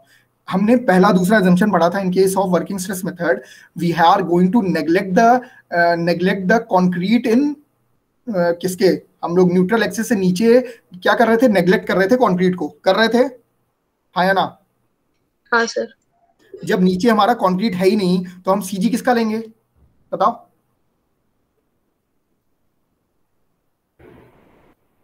किसका सीजी लेंगे? बोलो जल्दी, अब बोलो तो। सर वो स्टील बार्स तक का डिस्टेंस लेते हैं। हाँ वेरी गुड। अब देखो स्टील बार्स तक का नहीं, देखो यहाँ पे हम पहली चीज, सुनो सुनो सुनो, यहाँ पे हम क्या कर रहे हैं, in moment of area we are going to the CG. तो हमने डिस्टेंस ले ली थी डी बाई एस। क्यों डिस्टेंस ली थी ना, क्योंकि नीचे में कंक्रीट है ही नहीं, हम सिर्फ स्टील को कन्वर्ट कर रहे हैं, मतलब इन टर्म्स ऑफ कंक्रीट। देखो सोचना, ध्यान से सोचना, हमारे पास जो स्टील कितने थ्री बार्स हैं, ठीक है, बार्स हैं, उस बार को हम जो एरिया कन्वर्ट करें that is M into S T, ठीक है, M multiplied by A S T. तो उसमें जो स्टील में जो स्ट्रेस आएगा ना in terms of concrete that is known as average stress, बस, ठीक है। यहाँ पे एवरेज स्ट्रेस, वहां पे ट्रायंगल फिगर बन रहा था, ठीक है, यहाँ पे स्टील के कारण ट्रायंगल नहीं बन रहा है, ठीक है। सिंपल स्ट्रेस स्ट्रेन डायग्राम जो बना है ना वो ये कंक्रीट का है, ठीक है, simple stress strain diagram triangular जो बन रहा है, लेकिन स्टील में स्ट्रेस जो आएगी that is only sigma S T by M. Clear Harshita? अभी समझ में आया? फिर से बताऊं? सर आ गया। आ गया? नहीं आया मुझे पता है, ठीक है। अब जो सच देखो, कहने का मतलब क्या है ना, जहां पे जो एरिया वर्क कर रहा है, ठीक है, वहां पे हम क्या कर रहे हैं, कंक्रीट को इग्नोर कर दे रहे हैं। तो जो स्ट्रेस स्ट्रेन डायग्राम ट्रायंगल बन रहा है ना that is due to concrete के कारण वो स्ट्रेस स्ट्रेन डायग्राम, क्योंकि रियल में हमारे पास कंक्रीट है। आप जो बीम देखते हो, बीम में आपको सिर्फ सरिया नहीं दिखाई देता है, आपको नीचे पूरी कंक्रीट दिखाई देती है, लेकिन हमने एज्यूम करके चला है, हम जो स्टेप कर रहे हैं उसमें हमने मान लिया। अब यही चीज अपन लिमिट स्टेट में करवाऊंगा ना तो वहां पे पूरा कर्वी डिफरेंस हो जाएगा, तो वहां मैं रीजन बताऊंगा कि क्यों हुआ, क्योंकि वहां पे कंक्रीट को इग्नोर नहीं किया जा रहा है, ठीक है। तो अभी के लिए समझ के चलो कि जब हम area of steel is converted into area of concrete but the concrete is not acting as a whole in case of working stress method, neutral axis के नीचे कंक्रीट का एरिया हम इग्नोर कर दे रहे हैं, ठीक है। तो इसलिए जो स्ट्रेस आएगा that is only due to steel, ठीक है। तो स्टील को जो स्ट्रेस आ रहा है in terms of concrete is sigma S T by M, तो डायरेक्ट एवरेज स्ट्रेस क्या हो जाएगा, sigma S T by M. Clear? हाँ सर आ गया। क्लियर है कृतिका और अंकिता को भी? मेरा भी ठीक है। और जो अंकिता ने पूछा था सेम चीज वही, यहाँ से सी ए बाई एक्स से सिमिलर ट्रायंगल का यूज करके is equal to sigma S T by M divided by D minus X A. Clear? ठीक है, यही चीज यहां से भी आ गई। ठीक है, यहां से भी वो जो ऊपर फॉर्मूला देख रही थी ना वही है। और लिवर आर्म होता है कंप्रेसिव फोर्स और टेंसाइल फोर्स के बीच में डिस्टेंस, बस इतना ही चीज है। ठीक है, तो मोमेंट ऑफ रेजिस्टेंस अब सबको याद हो गया होगा। For compression zone B into x A C A by 2 D minus X A by 3, moment of resistance in tensile zone that is AST sigma ST D minus X A by 3, MM दोनों cut जाएगा तो direct formula आ जाएगा आपके पास। ठीक है, अब direct formula use करेंगे, एक बार खुद से करके देखना, ज्यादा चीजें क्लियर होंगी। अब आ जाते हैं हम, पहला केस था this is for under reinforced. Under reinforced case का क्लियर था, moment of resistance from compression zone, moment of resistance from tension zone, clear. Now coming to the balance section. चलो फिर से वही सवाल, बैलेंस सेक्शन में हमारा क्या होगा, मैक्सिमम स्ट्रेस किस पे होगा, दोनों पे बराबर बराबर होगा। ये चीज समझ में आ गई है मुझे हिसाब से। ठीक है, तो बैलेंस सेक्शन में भी आपका क्या चीज होगी, सेम फॉर्मूला सब कुछ होगा। Moment of resistance for compression zone, compressive force multiply by lever arm, area under stress multiply by average stress into lever arm, that is B into XC sigma CBC. अब देखो CA को sigma CBC क्यों आ गया, clear है, बताने की जरूरत है? हाँ सर। कृतिका ना समझ में आया तो मुझे रोक देना। देखो ऐसा कुछ भी नहीं है, देखो जिस जो भी डाउट आएगा क्लियर करना मेरी जिम्मेदारी है। ठीक है, तो उसमें मत सोचना। अब बैलेंस सेक्शन में ये देख रहे हो डॉटेड लाइन देख रहे हो, सेम चीज वहां पे भी दिखानी थी लेकिन वहां इसलिए नहीं दिखाई क्योंकि stress is directly proportional to the strain, तो वो नीचे तक पूरा फिगर कवर हो जाता है। ठीक है, तो ये डॉटेड लाइन ही बता रही है कि एरिया को इग्नोर कर रहे हैं, इसीलिए direct sigma S T by M stress ले लेते हैं हम लोग। ठीक है, इसमें भी सारी चीज वही है, same as it is tensile force by lever arm, यहाँ पे भी हमारा stress sigma S T by M ही रहेगा। अच्छा मेरे को एक चीज बताओगे, बैलेंस सेक्शन और अंडर रेनफोर्स सेक्शन हमने देखा, दोनों में कॉमन चीज क्या मिली, कुछ कॉमन मिला? Moment of, in terms of moment of resistance, area under stress moment of resistance और वो लिवर आर्म तो कॉमन ही है। लिवर आर्म सब में कॉमन है। मैं पूछ रहा हूँ कंप्रेशन और टेंशन जोन में कंपेयर करो, मोमेंट ऑफ रेजिस्टेंस और कंप्रेशन जोन जो आया और मोमेंट ऑफ रेजिस्टेंस। हाँ याद रखना, moment of resistance due to tension zone is equal to under reinforced. अब याद रखना क्यों ऐसा हुआ। अगर मैं आपसे पूछूं कि चलो एक बार यहाँ पे कंसेप्ट क्लियर कर लेते हैं, है ना, तो आगे के लिए आपको क्लियर होगा। अब मैं पूछूं तीनों लोगों, कृतिका, हर्षिता और अंकिता, मैं पूछूं किससे एग्जैक्ट रिजल्ट आएगा, हमारे पास दो फॉर्मूले हैं, दोनों से बराबर आना चाहिए, लेकिन मैं पूछूं moment of resistance through compression zone is more accurate और moment of resistance through tension zone is more accurate, मतलब सबका अपना अपना व्यू है, आप बता सकते हो। सबसे पहले शुरुआत कर रहा हूं मैं हर्षिता से। हर्षिता मैं पूछूं, मुझे दोनों में से कोई एक फॉर्मूला यूज करना है to find out the moment of resistance for under reinforce section. ठीक है, कंडीशन लगा दी, अंडर रेनफोर्स सेक्शन ही है। ठीक है, अब आपको मोमेंट ऑफ रेजिस्टेंस निकालना है, आप कंप्रेशन जोन से निकालोगे या टेंशन जोन से? फटाफट सोच के कुछ अपना आज जो पढ़ा है। हर्षिता किससे? कंप्रेशन जोन से। Very good. अंकिता अपना दिमाग यूज करना, इसलिए नहीं कि उसने बोला है तो नहीं, आप अपना दिमाग यूज करो। सर आप फिर से प्लीज रिपीट कीजिए। क्वेश्चन ये है कि there is two formula for moment of resistance. ठीक है, मोमेंट ऑफ रेसिस्टेंस निकालने के लिए आप कंप्रेशन साइड से भी वही आना चाहिए, टेंशन साइड से भी वही आना चाहिए, लेकिन कौन सा ज्यादा एक्यूरेट होगा? मतलब अगर हम लोग अंडर रेनफोर्स की बात कर रहे हैं तो हाँ बिल्कुल बिल्कुल। हाँ सर, तो कंप्रेशन वाला करेंगे। कंप्रेशन वाला करेंगे। और कृतिका?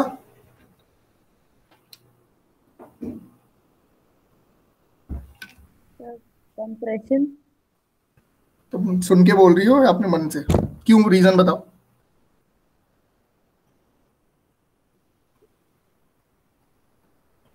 सुन के बोल रही हूँ। कोई रीजन बताएगा मुझे why from compression zone?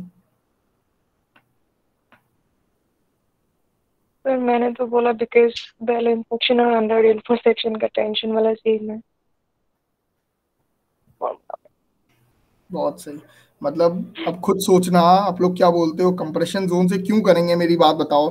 Compression zone से आप ये बताओ मैक्सिमम स्ट्रेस किस पे आ रहा है, स्टील पे आ रहा है, तो मैक्सिमम स्ट्रेस आपको मैक्सिमम मोमेंट ऑफ रेजिस्टेंस किस पे आ जाएगा, हमारा टेंशन जोन से आ जाएगा। टेंशन जोन का यूज करके थोड़े चेंज ही नहीं होगा वो टेंशन जोन से सिग्मा एस टी का। अब यही चीजों में बता रहा था, अंडर रेनफोर्स के केस में और बैलेंस सेक्शन के केस में कोई चेंज है क्या?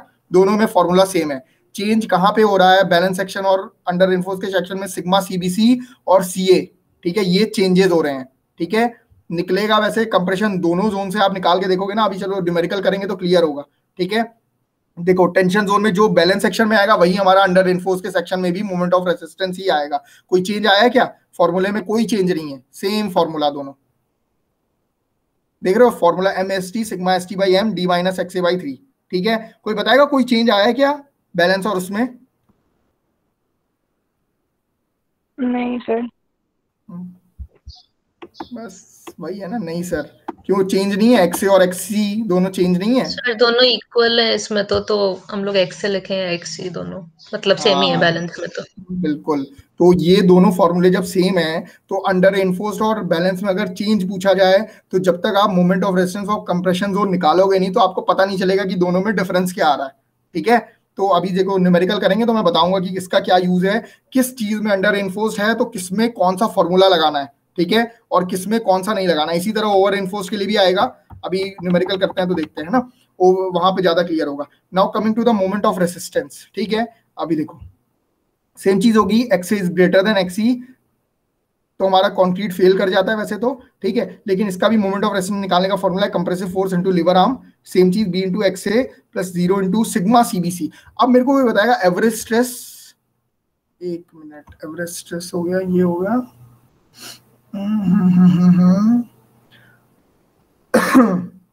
अच्छा हाँ चलो, ओवर एनफोर्स के केस में आपको यही चीज बतानी थी, क्या बताना था कि sigma CBC.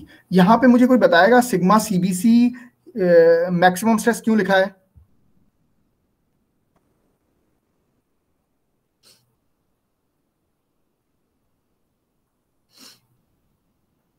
Sigma CBC clear है क्यों लिखा है? बाकी सारी चीजें वही हैं। हाँ सर, ये ओवर रेनफोर्स बिकॉज़ कंक्रीट में maximum stress, concrete maximum stress ले लेगा। अब आप इसको मुझे टेंसाइल से कैलकुलेट करके बता सकते हो क्या?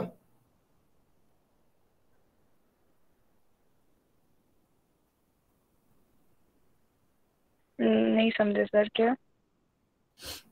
क्या moment of resistance from tension zone निकाल सकते हो?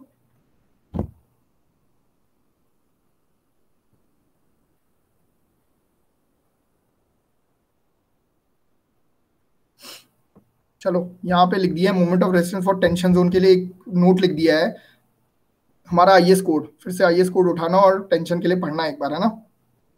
As per IS code in over info section, concrete attains its maximum permissible value, stress value, so failure occurs due to concrete failure. यही बताया था मैंने, maximum permissible किस पे आएगा? concrete पे आएगा, ठीक है। तो failure होगा due to concrete, which makes it hard to determine and understand the condition of steel. इसलिए steel की condition को पढ़ना और निकालना is difficult, ठीक है। तो इसलिए हम जब भी करेंगे तो we will calculate the from compression side in case of over enforced, और टेंशन के जब अंडर एनफोर्स होगा तो टेंशन जोन से हम डायरेक्ट निकाल देंगे, ठीक है। क्लियर हुआ? जब ओवर एनफोर्स्ड होगा तो हम कंप्रेसिव साइड से निकालेंगे, ठीक है, moment of resistance due to compression, ठीक है। और in case of under enforce we will find out moment of resistance from tension zone. Clear? Yes sir. ठीक है, ये पूरा डेरिवेशन करके दिया हुआ है कैसे कैसे करना है अभी तक जो मैंने पढ़ाया, ठीक है। सारी चीजें मोमेंट ऑफ अंडर एनफोर्स्ड के केस में क्या होगा, ओवर एनफोर्स्ड के केस में क्या होगा, ठीक है, बैलेंस सेक्शन के केस में क्या होगा, अभी जो मैंने चीजें बताई थी सारी वही सारे फॉर्मूले, ठीक है। चलो यहाँ पे देखो साफ साफ लिख दिया, moment of resistance for tension as पर IS recommendation the moment of resistance never be calculated from the tension side in case of over enforced section, ठीक है। देखो फिर भी देखो अंडर एनफोर्स्ड के केस में एक बार के लिए दोनों से आप कैलकुलेट कर सकते हो क्योंकि आपके पास सिमिलर ट्रायंगल का यूज कर सकते हो, लेकिन ओवर एनफोर्स्ड के केस में कभी ऐसा नहीं होगा कि आप टेंशन साइड से हमारा मोमेंट ऑफ रेजिस्टेंस कैलकुलेट करो। एक बार मैं कैलकुलेट करके दिखा दूंगा तो आपको पता भी चल जाएगा कि क्या होता है। As in over enforced section the steel in under stress and the failure occurs due to the concrete which makes it hard to determine the actual under stress condition of the steel. Clear है? Now coming to what are the properties of under reinforced section. The under reinforced section failure occurs due to the failure of steel as the steel achieves its maximum potential, जो मैंने बताया वही सारी चीजें लिखी हुई हैं। तो concrete is under stress, the failure shall be ductile, ये सारी चीजें बताई थी। It gives sufficient warning before failure, therefore this kind of section is always desirable. Clear? ठीक है, यही सारी चीजें बता रखी है मैंने, कोई नई बात नहीं है। ऐसे ही बैलेंस सेक्शन में क्या होता है, failure of the section is due to the failure of the steel and concrete simultaneously, this kind of section is always preferable on safety and economy, ठीक है। डिजाइन के लिए हम हमेशा बैलेंस सेक्शन लेंगे। In this the actual depth of the critical axis and the neutral axis are equal, it also gives ductile failure. Simple सी बात है, बैलेंस सेक्शन होगा तो डक्टाइल फेलियर ही देगा। Now coming to the over enforce. Over enforce हम कभी कोशिश करते हैं, बहुत रेयर केस में दिया जाता है, नहीं तो नहीं दिया जाता है, इसकी जगह हम डबली रेनफोर्स जरूर प्रेफर कर देते हैं, ठीक है। तो this failure of this section is due to the failure of the concrete as concrete achieve its maximum permissible strength prior to the steel at the time of failure. This kind of section is always avoided because it indicates or provides brittle failure, ठीक है। The brittle failure is always without warning. Therefore, such kind of section which has brittle failure at high moment of resistance capacity is of no use. Clear? ये चीज बताई थी, कुछ और बताया था। Now coming to the summary जो आज हमने पढ़ा, ठीक है। पहली summary किस चीज की है? This is for the analysis of the beam. सबसे पहला काम क्या करते हैं, moment of resistance is equal to moment of resistance in compression is equal to moment of resistance. Direct देखो मेरे साथ फॉर्मूले बोलो, याद हो जाएंगे आपको। B into X A into X A by 2 M S T D minus X A. क्या कर लोगे, इस फॉर्मूले से आप क्या निकालोगे, एक्सए निकालोगे, ठीक है। नेक्स्ट इज क्रिटिकल एक्सिस, इससे हमारा एक्चुअल डेप्थ आ गया। Next is critical depth, that is M sigma CBC by M sigma CBC plus sigma S T into D. X C is critical depth is K D. Next different types of section, अगर balance है तो X is equal to X C, C is equal to C into sigma C B C, और T A जो हो जाएगा। Balance section के लिए सब बराबर होते हैं। अंडर रेनफोर्स के केस में x is less than XC, तो हमारा compressive stress is less than sigma C B C और tensile stress is equal to sigma ST. और ओवर रेनफोर्स सेक्शन के लिए हमारा क्या हो जाएगा, X is greater than X C और कंप्रेसिव स्ट्रेंथ बराबर हो जाएगी, और T A is less than sigma T S T. Clear, ठीक है। Next we will find out the moment of resistance. Moment of resistance from compression zone किसके लिए, balance के लिए B into x by sigma CBC by 2 D minus X by 3। Tension zone के लिए sigma S T D minus X by 3, ठीक है। ये फॉर्मूले एकदम याद होने चाहिए। अंडर रेनफोर्स के केस में क्या हो जाएगा, B into x into C A by 2, sigma CBC का सी ए आ गया और D minus X by 3। Clear. Tension zone के लिए sigma S T D minus X by 3। याद रखना, जब मैंने अंडर रेनफोर्स के लिए बताया था, always find moment of resistance from tension side, यही चीज इंपॉर्टेंट करके लिख दी है, तो एकदम क्लियर रखना। अभी बताया था ना, मैंने पूछा था आपसे सवाल, मोमेंट ऑफ रेजिस्टेंस किससे निकलेगा, तो टेंशन साइड से, ठीक है। क्लियर, यस सर, ठीक है। और इसी तरह ओवर एनफोर्स के केस में क्या हो जाएगा, moment of resistance from compression side, ठीक है। This is what known as analysis of the beam. यहां तक एनालिसिस था, एनालिसिस खत्म हो गया, ठीक है। ये 6 पॉइंट याद रखने, आपका एनालिसिस हो गया। 6 या 3 ही पॉइंट है, या तो कंपैरिजन रहेगा, या तो बैलेंस मिलेगा, या तो अंडर मिलेगा, या तो ओवर मिलेगा। 4 पॉइंट याद रखो, तो 4 पॉइंट से आपका सारी चीजें क्लियर है। Now coming to the design formula for balance section, ठीक है। अब डिजाइन फॉर्मूला क्या होता है, अब डिजाइन फॉर्मूला अब तक मैंने बता दिया। अगर आपका बेंडिंग मोमेंट गिवन है, ठीक है, बेंडिंग मोमेंट गिवन है या लेंथ गिवन है, तो आप उसके लिए क्या निकालोगे, आप उसकी विड्थ कितनी दोगे, डेप्थ कितनी रखोगे, ठीक है, एरिया ऑफ स्टील कितना प्रोवाइड करोगे, that is known as design, ठीक है। तो डिजाइन का भी फॉर्मूला है, आपके पास ये फॉर्मूला है, ठीक है। देखो अगर आपको बी और डी नहीं दिया है, तो आप एज्यूम कर सकते हो B is equal to D by 2। आपने देखा होगा 300 बीम है, ठीक है, तो 300 का जस्ट डबल 300 विड्थ है बीम की, तो 600 की हम डेप्थ ले सकते हैं, ठीक है। तो इनका रेशियो होता है 1/2 का, ठीक है। तो डायरेक्ट अगर आपके पास, आप बी को एज्यूम कर सकते हो d/2 पे, अगर इफेक्टिव डेप्थ दी हुई है तो उसका d/2 कर दो, तो दैट इज एज्यूम कर सकते हो, और उसकी बेसिस पे डिजाइन करो। अगर आपका डिजाइन सही रह गया, मतलब सारी कंडीशन को फुलफिल कर गया, तो ठीक है, और नहीं फुलफिल कर पाया तो उसके बाद फिर आपको सेक्शन चेंज करना पड़ता है। क्लियर। तो डायरेक्ट आपके पास फॉर्मूला है B into x A C A by 2 D minus X A by 3, जो अभी हमने मोमेंट ऑफ रेजिस्टेंस निकाला था। क्लियर, ठीक है। यहाँ पे बी की वैल्यू d/2 रख दो, सी ए की वैल्यू सिग्मा सीबीसी, क्योंकि देखो बैलेंस सेक्शन के लिए हम लोग डिजाइन करते हैं, ठीक है। तो डिजाइन किसके लिए कर रहे हैं हम, बैलेंस सेक्शन के लिए कर रहे हैं, ठीक है। तो वहां पे डायरेक्ट हम एक्स ए की वैल्यू क्या रख दोगे, क्रिटिकल डेप्थ रख दोगे, और सी ए की वैल्यू क्या रख दोगे, सिग्मा सीबीसी। क्लियर है, यस सर, ठीक है। तो फॉर्मूला क्या हो जाएगा, B into XC sigma CBC by 2 D minus XC by 3, ठीक है। और एक्सी को आप के डी लिख सकते थे, अभी मैंने बताया डेप्थ हमारा के का वही था, सिग्मा सीबीसी वाला वैल्यू है ना, तो एक्सी जगह के डी रख दो, ठीक है, सिग्मा सीबीसी का सी रख दो। तो ऐसे कर करके आप, और ये 1 माइनस के बाई 3 जो टर्म है ना, रेड वाला पूरा टर्म, और सिग्मा सीबीसी बाई 2 को इसने कैपिटल सी ले लिया है, ठीक है, या कैपिटल सी बाई 2 ले लिया है, क्या सिर्फ सिग्मा सीबीसी को सी लिया है, तो c/2 आ गया, ठीक है। और 1 minus k/3 is also known as lever arm constant. अब ये लिवर आर्म कांस्टेंट क्या आया, लिवर आर्म किससे बोलते हैं, जेडी से, ठीक है, j मल्टीप्लाइड बाई डी। जो लिवर आर्म हमने किया था ना, कंप्रेसिव फोर्स और टेंसाइल फोर्स के बीच में जो डिस्टेंस था, that is known as lever arm, ठीक है। तो उसी को कांस्टेंट में कन्वर्ट कर दिया 1 माइनस k/3, डायरेक्ट आप वैल्यू रख सकते हो, ठीक है। तो moment of resistance of compression zone is, सबकी वैल्यू रख दोगे हाफ इंटू सी इंटू जे इंटू के, और BD स्क्वायर बाहर आ गया, ठीक है। तो ये फॉर्मूला बन गया आपका moment of resistance of compression zone, that is half C K BD square, ठीक है, और इससे आपको क्या निकल जाएगी, you will find out the depth. Ultimate aim क्या था आपका, डेप्थ निकालने का एम था, है ना, डेप्थ ही तो निकाल रहे थे, बी आपने एज्यूम कर लिया था और डी निकालना, तो डी आपका आ जाएगा D square is equal to under root moment of resistance from compression zone divide by Q B. Q आपका डायरेक्ट है 1/2 सी जे के, डायरेक्ट आप फॉर्मूला यूज करो, you will find out the effective depth, और direct आपका सारी चीजें clear हो गई। और उसके बाद डी निकल आया, डी के बाद आप एएसटी निकाल सकते हो, moment of resistance of the tensile side से आप वैल्यू रख दोगे तो डायरेक्ट आपका क्या आ जाएगा, एएसटी और आपका डी आ गया। क्लियर, दो काम थे, क्या क्या निकालना था, इफेक्टिव डेप्थ और एएसटी, दोनों चीजें आ गई बैलेंस है। क्लियर हुआ है आज तक का, समझ में आया कुछ कुछ? Yes sir. सब ऊपर से गया? नहीं सर, समझ आया। अब कितना टाइम हो गया आपके पास, 10-20 हुआ है, ठीक है, आज पूरा यूटिलाइज करेंगे 11 बजे तक। न्यूमेरिकल देखते हैं साथ साथ। देखो क्या है ना, ये सारी पीडीएफ आपके पास पड़ी हुई है, ठीक है, आपकी अब आपकी गलती है, मैंने शायद न्यूमेरिकल भी दे दिए थे आप लोग को, खोल के देखा था किसी ने? हाँ सर देखा। हाँ तो देखना नहीं है, आज जो पढ़ा है ना आज का आज कंप्लीट करना, ठीक है, आज के आज न्यूमेरिकल खुद से प्रैक्टिस करके देखना तो ज्यादा चीजें क्लियर हो जाएंगी, ठीक है, क्योंकि देखो अब बीम का पूरा डिजाइन तो सिलेबस में है नहीं, लेकिन फिर भी अब कर रहे हैं तो करें तो अच्छे से करें, ठीक है। तो 1 मिनट मुझे देना, आज एक क्वेश्चंस तो कर ही लेते हैं। अब मेरे को भी ध्यान नहीं कौन सी स्लाइड में है क्वेश्चन। अभी तक सारी चीजें क्लियर है, कोई डाउट है तो अभी पूछो फटाफट।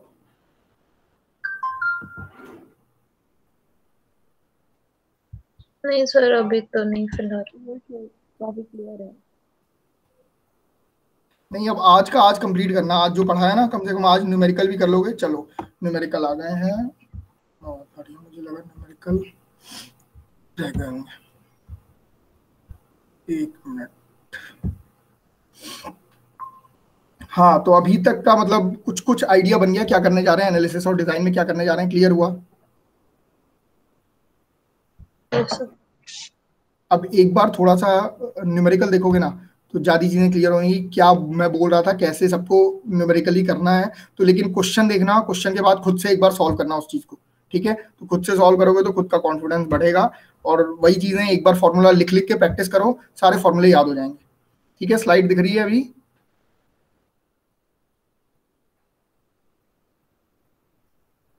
दिख रही है? क्वेश्चन दिख रहा है?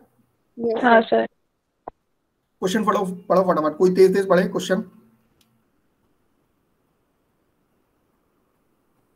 नहीं पढ़ो? क्वेश्चन क्या बोल रहा है, find out the moment of resistance of a section having width 400 mm and depth 700 mm steel Fe 415 and M20 grade of the concrete in the following cases. ठीक है, क्वेश्चन समझ में आया, क्या करना है, क्या निकालना है? Answer MR। Very good. क्या क्या वैल्यू दी हुई है फटाफट से मुझे बताओ, क्या क्या चीज दी हुई है?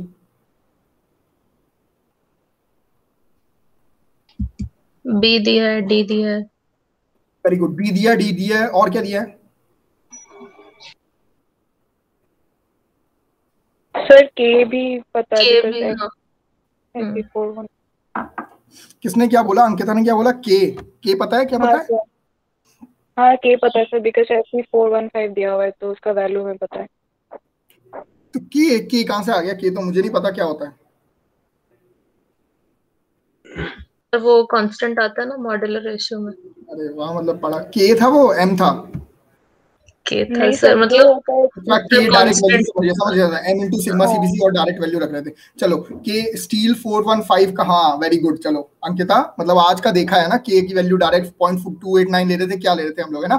चलो अब डायरेक्ट स्टील Fe 415 से हम क्या लिख सकते हैं, सिग्मा एस टी की वैल्यू लिख सकते हैं। सिग्मा एस टी, इसको अभी टी बोलो, ठीक है। M20 से हम क्या लिख सकते हैं, सिग्मा सीबीसी या हमारा सी हमारा वैल्यू हो सकता है, ठीक है। तो ये सारी चीजें हो सकती हैं। और हमें क्या दिया, किस किस केस में we have a part is 4 bars of 16 mm dia, ठीक है। तो सबसे पहला काम क्या करोगे ना, एरिया निकाल लोगे। मुझे एरिया निकाल के बताएगा स्टील का एरिया कितना आएगा।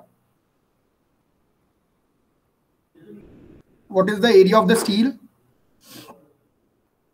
यार ये तो पहले से पढ़ के आ रहे हैं हम लोग, मैं बताऊं, बता रहा है कोई?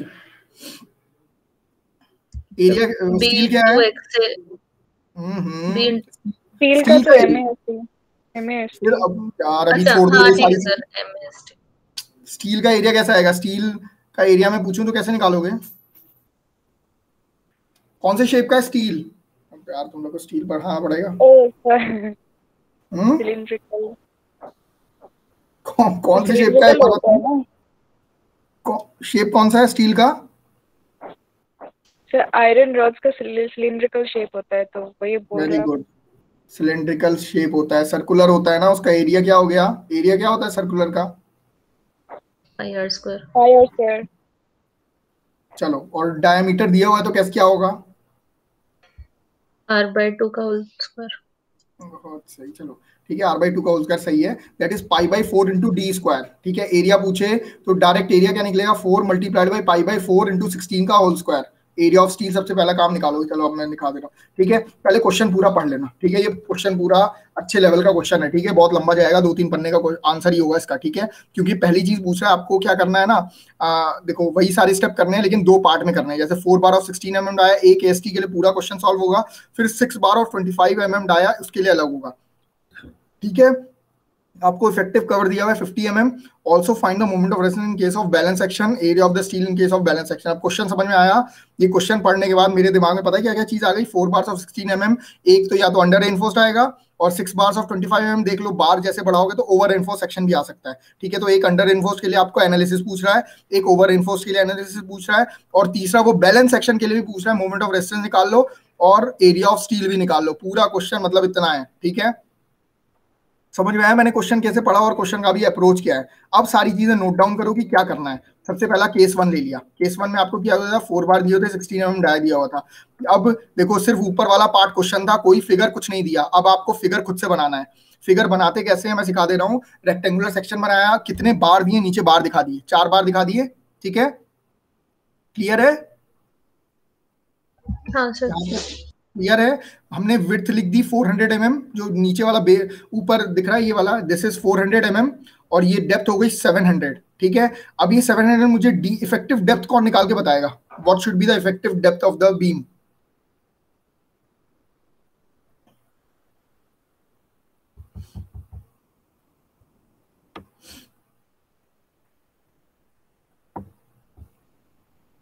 ये जो 700 mm डेप्थ दी थी, ये कौन सी डेप्थ है?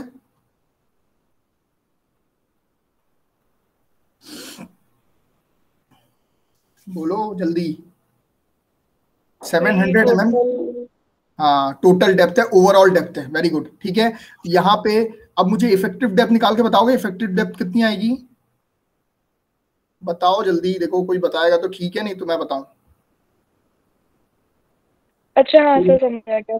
700 माइनस वो 50 जो लिखा है नीचे का। वेरी गुड, ये निकालते थे हम लोग कैसे? इफेक्टिव कवर से माइनस कर देंगे तो इफेक्टिव डेप्थ आ जाएगी। क्लियर है? देखो ये समझ लो, छोटी छोटी चीजें हैं, बाद में फिर वो होगी कि कैसे आया। ठीक है, तो सबसे पहला काम क्या किया हमने? ओवरऑल डेप्थ में से इफेक्टिव डेप्थ माइनस की, 50 माइनस कर दी ये वाली, तो हम we will get the effective depth, that is D small D से जो हम करते हैं 650, क्योंकि हमें स्मॉल डी का यूज करना है, हमें ओवरऑल डेप्थ का यूज नहीं करना। ठीक है, तो इसके लिए हम फिगर बना लेंगे।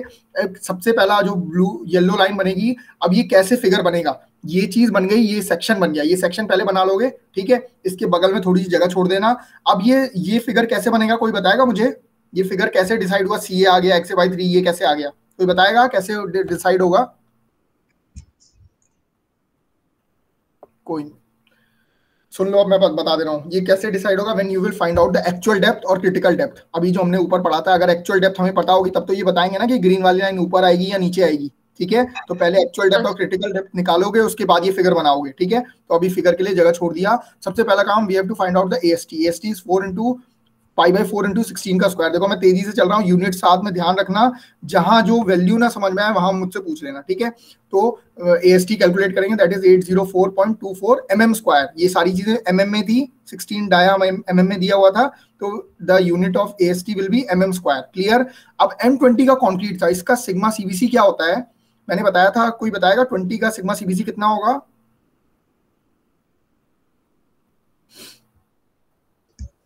हाँ सर, एक टेबल तो थी उसमें 357 करके ऐसे दे रखा था सीक्वेंस। तो मैंने एक लॉजिक बताया था कि डायरेक्ट आपको अगर याद ना हो तो आप कैसे निकाल सकते हो। लॉजिक याद आ रहा है सबके? मैंने याद करवाए थे 5, 10, 15। 15 का क्या होगा? ठीक है, 20 का क्या होगा? वेरी गुड, डिवाइड बाई 3 कर दो। 20/3 is what? 7 point something, sorry 6 point something ना, तो अप्रोक्सीमेट 7 लिया है।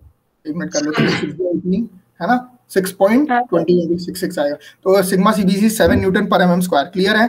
इसी तरह m निकालोगे, m का formula 280/3 sigma CBC, 280/3 into 7 that is 13.33, ठीक है। कोई दिक्कत यहाँ तक? नहीं सर। हाँ, अब याद करो, मैंने बताया था वर्किंग स्ट्रेस मेथड में हम क्या करते थे, हम अपने स्ट्रेस को और कम कर देते थे ना, 20 हम डायरेक्ट नहीं लेते थे। इसी तरह स्टील में भी 415 ना लगे, सिग्मा एस टी 230, ठीक है। 415 का स्टील का सिग्मा एस टी होगा 230 न्यूटन पर mm स्क्वायर। तो ये सारी चीजें आपको क्वेश्चन पढ़ते ही पढ़ते, जैसे FE 415 दिया, M20 दिया, ये सारी चीजें आपको खुद से पता चल गई, क्लियर। ये ना आपको क्वेश्चन में लिख के नहीं देगा, ये सारी चीजें आपको कैलकुलेट करनी पड़ेंगी, क्लियर है यहाँ तक। अब आ जाते हैं first step. First step is actual depth of neutral axis, moment of area of compression region is equal to moment of area of tension region about neutral axis। Direct आप फॉर्मूला रखो, b into x into xa by 2 m into ast d minus xa, सारी value रखो। b is 400, xa निकालना है आपको, xa square by 2 आ जाएगा। ये m आपकी वैल्यू पता है 13.33, ast पता है, d पता है, xa पता है। यहाँ पे xa is only one variable, quadratic equation बनेगी, कैलकुलेटर पे डायरेक्ट सॉल्व हो जाएगी, 991 ms में डायरेक्ट आपकी वैल्यू निकल आती है, सिर्फ आपको वैल्यू रखनी रहती है, ठीक है। तो xa you will have 161.75 mm, clear यहाँ तक? Yes. Clear. Now coming to the critical depth. Find out the critical depth of the neutral axis. वही formula xc is equal to m into sigma cbc into sigma cbc plus sigma st into d, ठीक है। सारी value पता है, direct value आ गई 187। अब मुझे बताएगा if xa is कितना था, xa हमारा था 161.75, xc is 187.85, क्या है, xa is less than xc, clear है यहाँ तक? Kritika, xa is less than xc, maximum stress किस पे आएगा फटाफट? सर कृतिका का लीव हो गया। बहुत सही, हाँ सर। इस पे आएगा सर एक्स से कम है एक्सी से, तो फिर सर स्टील पे आएगा। अब यार ये कृतिका के कारण फिर याद समझ नहीं आएगा उसको। अभी अभी गई है, पहले चली गई? सर काफी देर हो गई। सर न्यूमेरिकल शुरू होने से। चलो कोई आया है घर पे, वही है ना, बाद में ये चीज समझ नहीं आएगी, चलो कोई बात नहीं, ठीक है। चलो आप लोग को समझ में आ रहा है ना, X is less than X C then it is under reinforce section. अब अंडर रेनफो सेक्शन के लिए मुझे कौन बताएगा? अब दो ही लोग बचे हैं, अंकिता बताएगी। मोमेंट ऑफ रेजिस्टेंस कौन से साइड से कैलकुलेट करोगे? Moment of resistance of compression और टेंशन जोन किस साइड से कैलकुलेट करोगे? टेंशन से। क्यों कंप्रेशन से नहीं कर सकते? बताओ अब सोच के। मैं दोनों से कैलकुलेट करके दिखाऊंगा, दोनों से वैल्यू बराबर आएगी, लेकिन जब आपके पास एग्जाम में क्या होता है, टाइम कम होता है हमारे पास, तो हमें वहां पे दोनों चीज कैलकुलेट करके हीरो बनने की जरूरत नहीं है। हमारे पास ये है कि एग्जैक्ट किससे आ रहा है, तो you will calculate it from tensile side, clear है? ठीक है, हाँ सर, ठीक है। अब ये सब ज्यादा लिखने की जरूरत नहीं है। In under reinforce section steel fails first, ये सब बताने की जरूरत नहीं है, ये सब अंडरस्टूड है, ठीक है। ये सब आपके पढ़ने के लिए कि क्वेश्चन सॉल्व कैसे करना है, स्टेप 1 स्टेप 2 स्टेप 3, यहाँ पे मार्किंग है, हर एक स्टेप की मार्किंग है, ठीक है। तो ये 20 नंबर का क्वेश्चन आता है, तो 20 नंबर के क्वेश्चन में एक एक चीज रहेगी, तब नंबर मिलता है, ठीक है, नहीं तो फिर मार्क्स कट होते हैं, ठीक है। तो ये सारी चीजें करोगे। Moment of resistance direct tension से निकाला है, ठीक है। टेंशन से निकाला तो कितना आया, डायरेक्ट फॉर्मूला वही एमएसटी इंटू सिग्मा एसटी, ये सबसे आसान फॉर्मूला भी है, ठीक है। क्लियर है यहाँ तक? मोमेंट ऑफ रेजिस्टेंस आ गया? सर मेरे को एक डाउट है बस। हाँ बोलो, क्या बोलो? सर ये एफई का एएसटी कैसे कैलकुलेट किया हम लोगों ने? अच्छा हाँ, ये मैं बताऊँ, ये स्टैंडर्ड है। देखो आपको मैंने इसलिए आईएस कोड देखने को बोला था, आईएस कोड में दिया हुआ है इन case of working stress method आप सिग्मा एसटी कितना यूज करोगे। 415 का ये particular 230 Newton per mm square दिया हुआ है, ठीक है। यहाँ पे कोई फैक्टर ऑफ सेफ्टी नहीं था, इसलिए मैंने बताया भी नहीं, ठीक है। कोई पर्टिकुलर नहीं है, उन्होंने डिसाइड कर दिया 415 515 उनका 230 होगा, 240 होगा, कहाँ पे किस केस में, तो वो आईएस कोड ने डिसाइड कर रखा है, क्लियर? हाँ सर, ठीक है। अभी चिंता मत करो, लिमिट स्टेट में जैसे पहुंचोगे वहां 415 ही लेना है, डायरेक्ट 415 500 जो वैल्यू होगी ना, तभी तो लिमिट स्टेट मेथड आया। यहाँ पे यही तो डीमेरिट से कि मैंने बोल दिया आप 230 ले रहे हो, उसकी स्ट्रेंथ उससे तो ज्यादा है ना। यही चीज तो देखो मैंने एक और दिन क्लास में बताई थी, मोमेंट ऑफ रेजिस्टेंस, वो वर्किंग स्ट्रेस मेथड हम अभी भी क्यों यूज करते हैं, क्योंकि वो ना हम मैक्सिमम स्ट्रेस के लिए डिजाइन नहीं करते, हम कम से कम स्ट्रेस के लिए कर लेते हैं, जबकि स्ट्रेस तो उसमें 20 न्यूटन का आएगा, है ना, ये 415 का आएगा, तो हम कम स्ट्रेस के लिए डिजाइन कर देते हैं, इसलिए ये अभी भी बेनिफिट देता है, ठीक है। तो इसीलिए अभी भी डैम और वाटर टैंक ये सब बनते हैं, तो हम वर्किंग स्ट्रेस मेथड का यूज करते हैं, इसीलिए तो मैंने बताया था ना आप लोग को, ठीक है। क्लियर है अंकिता, है ना। तो अब आ जाते हैं कंप्रेशन साइड से। कंप्रेशन साइड से भी वही फॉर्मूला लगाया आपने, B into x into C A by two. देखो अब यहाँ पे सी ए इंपॉर्टेंट है, सीए कैसे आएगा, सारी चीजें आपके पास थी लेकिन सीए निकालना पड़ेगा। सीए कैसे निकालोगे, वही वाले फॉर्मूले से जो आपने पूछा था, है ना। सीए बाई एक्स है, ये सिमिलर ट्रायंगल का यूज करके sigma S T by M D minus X से यूज करके आप सीए निकाल लोगे, ठीक है। क्योंकि सीए जो स्ट्रेस आना चाहिए था कॉन्क्रीट में वो उतना नहीं आ रहा, उससे कम आ रहा है। सिग्मा सीबीसी देखो वैल्यू देख लो ना, सिग्मा सीबीसी की वैल्यू हमारी 7 थी, सीए की वैल्यू कितनी आ रही है 5.716। क्लियर है, क्लियर है। अब जो अंडर इन्फोर्स में बार बार चिल्ला रहा था कि मतलब हमारी जो स्ट्रेस आएगी वो कम आएगी कंक्रीट में, है ना, जितना मैक्सिमम है, तो मैक्सिमम से कम ही आ रहा है, तो ये न्यूमेरिकली भी सॉल्व हो गया। तो न्यूमेरिकली सीए भी यहाँ पे पुट कर दोगे तो you will get the moment of resistance from compression side is 110। यही चीज वहां पे भी आई थी, कितनी आई थी 110.26। क्लियर हुआ, टेंशन से भी और कंप्रेशन जोन से भी। देखो टेंशन जोन से हमारी ज्यादा आ रही है, क्लियर, यही बता रहा है कि maximum moment of resistance is taken by the tension zone, ठीक है, क्लियर है। yes. ये अभी केस 1 था। Now coming to the case 2, सारी चीजें जो ऊपर की वही चीज आप भी करोगे। Again 6 bar of the dia 25 mm AST हमारा 6 multiplied by pi of 4 25 square सब कुछ किया। सिग्मा सीबीसी आया, सिग्मा एसटी आया, ठीक है। एम सारी वैल्यू ऊपर निकाल चुके हो। अब यहाँ पे निकालोगे एक्चुअल डेप्थ और क्रिटिकल डेप्थ, ठीक है। चेंजेस क्या हो रहे हैं इसमें, हमारी वैल्यू चेंज हो जा रही है। AST की वैल्यू जैसे चेंज हुई, अब देखो ओवर इन्फोर्स का केस क्यों आता है, एरिया ऑफ स्टील आपने बढ़ा दिया, ठीक है, समझ में आ रहा है ना सारी चीजें जो पहले बताई थी। तो उसके कारण एक्चुअल डेप्थ ज्यादा आ गई 272, और क्रिटिकल डेप्थ हमने पहले जो निकाली that is 187। Again x is greater than XC, तो हमारा क्या हो गया, it is a over reinforced section. Clear. अब मुझे हर्षिता बताएगी, हर्षिता ओवर इन्फोर्स के केस में मोमेंट ऑफ रेजिस्टेंस किससे निकलेगा, कंप्रेशन जोन से। Very good. क्या क्या टेंशन जोन से निकाल सकते हैं, नहीं नहीं निकाल सकते, यहाँ निकाल ही नहीं सकते हो आप, ठीक है। एक मिनट निकाल के दिखा तो नहीं दिया, हाँ नहीं नहीं निकाल सकते, ठीक है। तो डायरेक्ट कंप्रेसिव जोन से निकाला, आपके पास ये सिग्मा सीबीसी की वैल्यू, हाँ यहाँ पे ध्यान रखना sigma CBC is the maximum stress. तो सिग्मा सीबीसी की कौन सी वैल्यू लोगे आप, जो वही लोगे जो दैट इज मैक्सिमम कितना कंक्रीट में आ सकता है। क्लियर, हाँ सर, ठीक है।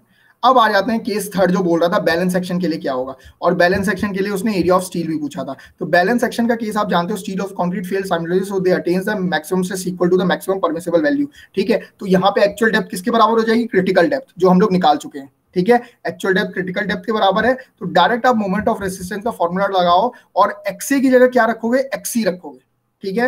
मतलब एक्सी एक्से तो बराबर हो गए, है ना, जो एक्से आया था फर्स्ट केस में that is equal to critical depth. तो वहां वैल्यू रख के आपका मोमेंट ऑफ रेजिस्टेंस इतना आया। Moment of resistance in compression zone in case of balance section is always equal to moment of resistance in tension zone. Clear है यहाँ तक,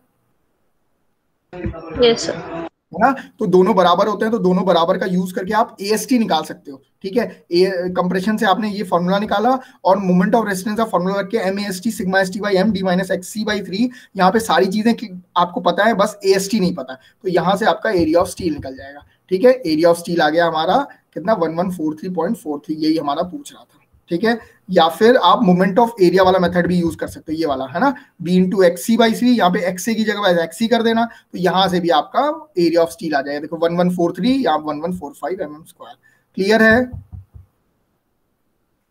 यहाँ तक क्लियर है। ये क्वेश्चन सॉल्व करना, एक क्वेश्चन अभी सॉल्व हुआ, ठीक है। कितनी स्लाइड लग गई, 10 स्लाइड लग गई। 10 में से 1-2 हटा दो, 8 पेज का, मतलब स्लाइड में तो चलो थोड़ा थोड़ा आप लोग करोगे तो 1 से 2 से 3 पेज लगेंगे। Clear Harshita, Kritika, yes now coming to the design, एक डिजाइन का भी कर लेते हैं, तब तक आप लोग खुद से प्रैक्टिस कर लेना, ठीक है। तो अब डिजाइन में हमें क्या करना है, we will design a balance section. हम हमेशा बैलेंस सेक्शन डिजाइन करते हैं, मैंने बता दिया, क्योंकि वो इकोनॉमिक और सेफ होता है, ठीक है। नाउ हमें लोड दिया रहता है, लोड किसमें दिया रहेगा, W किलोन्यूटन पर मीटर। अब देखो यहाँ पे थोड़ा सा वो है, जैसे कि हम यूडीएल की बात करते थे, यूडीएल हमेशा किलोन्यूटन पर मीटर में दिया होता था, हम उसको फिर कन्वर्ट करते थे पूरे बीम के लिए, है ना, ऐसा कुछ होता था ना। तो यहाँ पे भी लोड हमें दिया होगा, किस फॉर्म में दिया है तो वो ध्यान रखना, ठीक है। अब बेंडिंग मोमेंट जो एक्सटर्नली आता है ना, that is always WL square by 8। हम मान के चलते हैं कि यूडीएल लोडिंग लग रही है और मैक्सिमम लोड कितना आ रहा है, ठीक है। तो वो डायरेक्ट हम फॉर्मूले से निकालते हैं, अभी मैं सिखाऊंगा कैसे कैसे लोड से होता है। कैलकुलेट क्या करना होता है, BD मतलब विड्थ आपको कैलकुलेट करनी है, ओवरऑल डेप्थ करना है, इफेक्टिव डेप्थ करना है, इफेक्टिव कवर, AST, ये सारी चीजें कैलकुलेट करनी है। आप एज्यूम कर सकते हो B is equal to D/D, ठीक है। और फॉर्मूला आपके पास है, फॉर्मूला ये सब अभी बता दिया था, QBD स्क्वायर। डायरेक्ट याद रखो, moment of resistance for balance section is QBD square, Q is half CGA K, ठीक है, सारे कांस्टेंट है, इनको एक एक बार लिख लिख के प्रैक्टिस करना तो सारी चीजें हो जाए। एक्सटर्नल एएसटी का फॉर्मूला है moment of resistance by sigma ST D minus XC by 3। ये खत्म हो गया क्या है, ठीक है। एक बार डिजाइन का मैं क्वेश्चन देख लूं। चलो यहाँ तक ठीक ठाक चल रहा है ना, मतलब ऐसा तो नहीं कि एकदम ही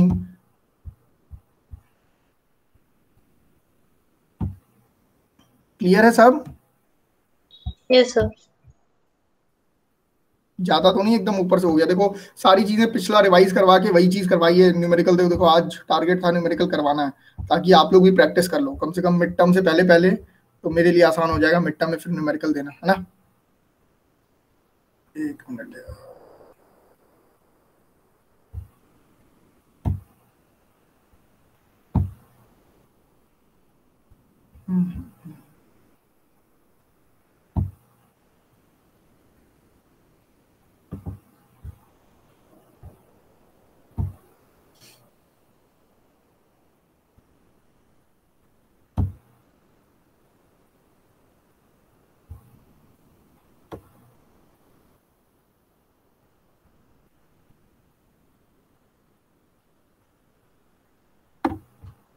क्वेश्चन दिख रहा है? हाँ सर। चलो क्वेश्चन पढ़ो एक बार, मैं पढ़ रहा हूँ फटाफट से। A rectangular beam of the size 350 into 600 mm consists of 3 bars of dia 20 mm. Find out the stress developed in the concrete and steel due to live load of, एक मिनट ये दूसरा आ गया, डिजाइन का question नहीं आया। चलो कोई दिक्कत नहीं है, देखो दो ही तरीके के क्वेश्चन बनेंगे इसमें भी।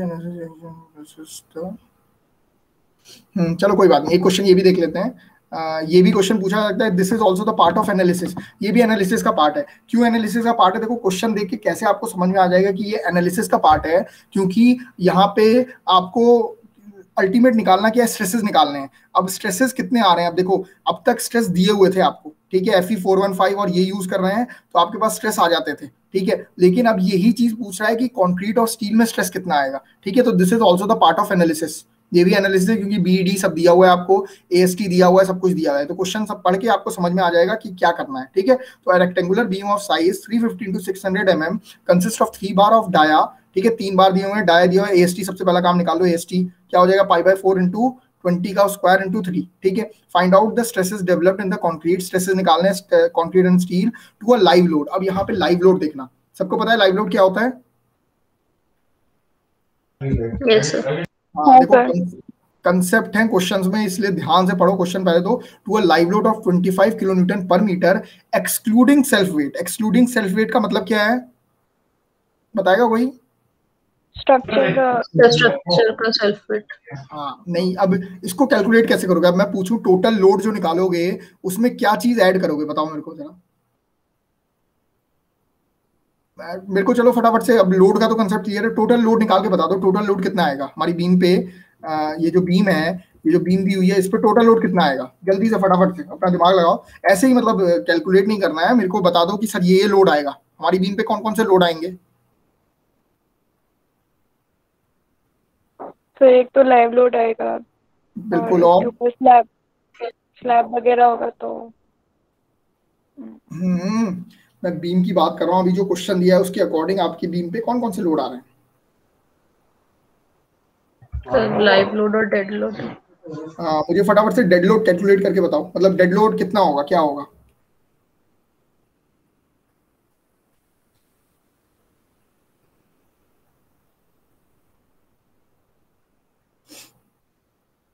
अब देखो यही चीज कंसेप्ट है। देखो इस बीम दी हुई है over a span of 8 metre, 8 metre की बीम है, ठीक है। मॉडुलर रेशियो दिया हुआ है और चलो लाइव लोड तो दिया हुआ है आपको, ठीक है। अब डेड लोड निकालने के लिए ना आपके पास फॉर्मूला है, that is B into D. कितनी विड्थ है, कितना डेप्थ है, ठीक है, ये आपके पास है।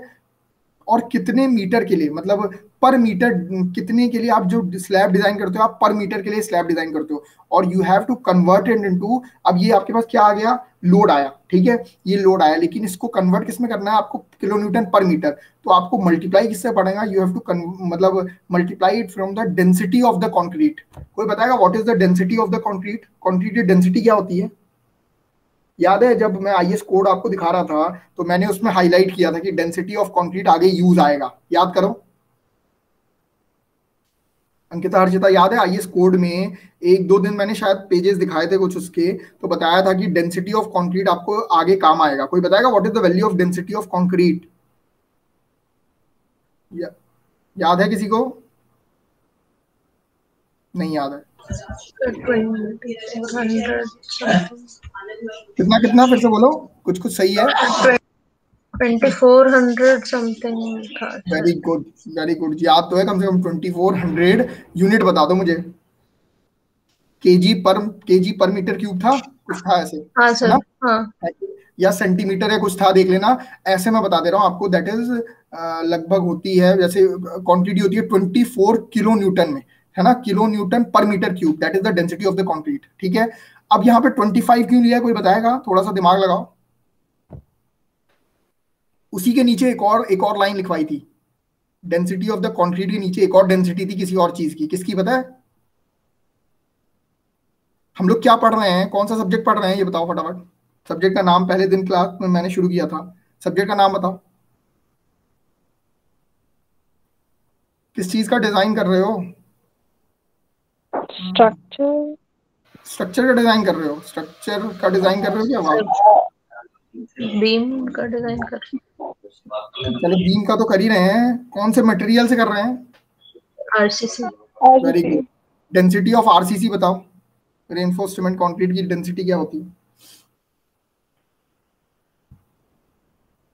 आईएस कोड खोल के देखना, तो डेंसिटी ऑफ द आरसीसी के केस में हो जाएगा 2500, जो वहां पे लिखा हुआ था, तो इसमें हो जाता है 25 kilo newton per metre cube. ठीक है, तो पर मीटर क्यूब, और ये लोड है। ठीक है, तो मास पर यूनिट वॉल्यूम पर मीटर क्यूब, हाँ, तो यहाँ पे पर मीटर, ये वन जो आ रहा है ना पर मीटर के लिए वो है।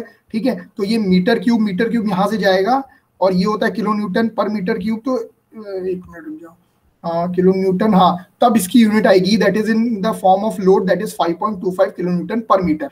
ठीक है, मतलब कहने का मतलब है डेड लोड निकालना हो, अगर आपके पास बी है डी है, तो बी मल्टीप्लाइड बाई डी और इंटू एक 1 करना फॉर पर मीटर। 1 मीटर के लिए हम डिजाइन करते हैं अपनी बीम का। ठीक है, तो 1 मीटर के लिए डिजाइन करोगे, multiplied by the density of the RCC, तो आपका डायरेक्ट क्या आ जाएगा, that is your, you will have the dead load. ठीक है, अब लाइव लोड और डेड लोड को प्लस करोगे, that is your total load.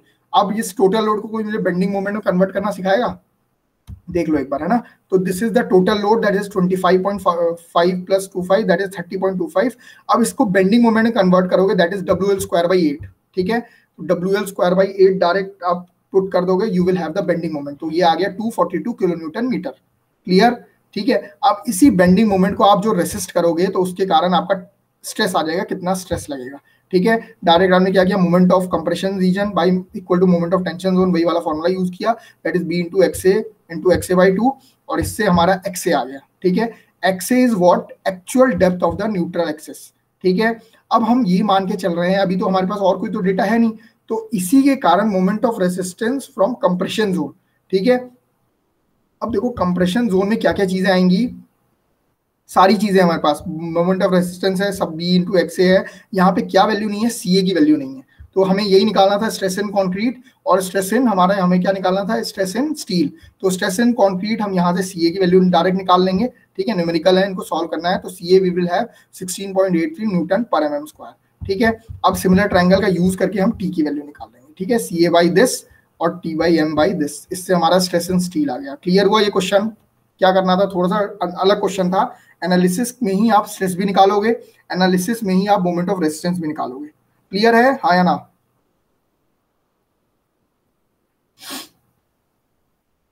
हाँ सर।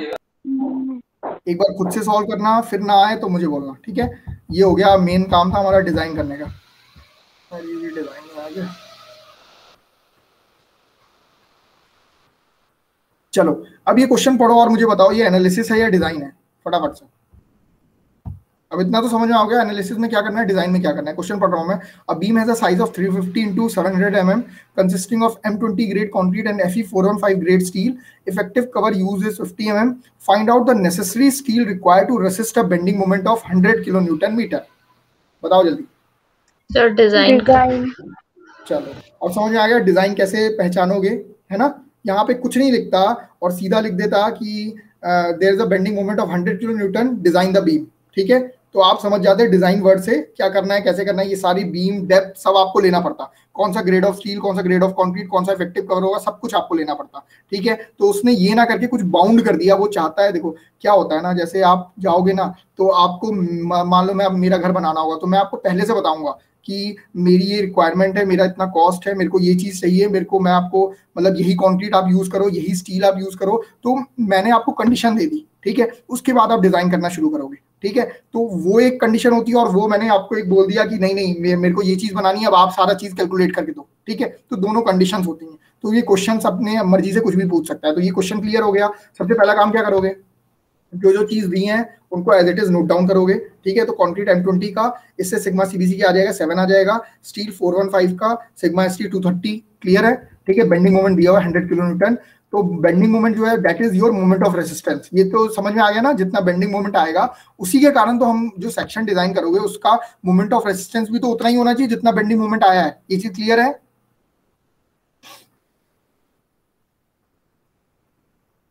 क्लियर है ना? हाँ तो बोल दो। नहीं सर, क्या?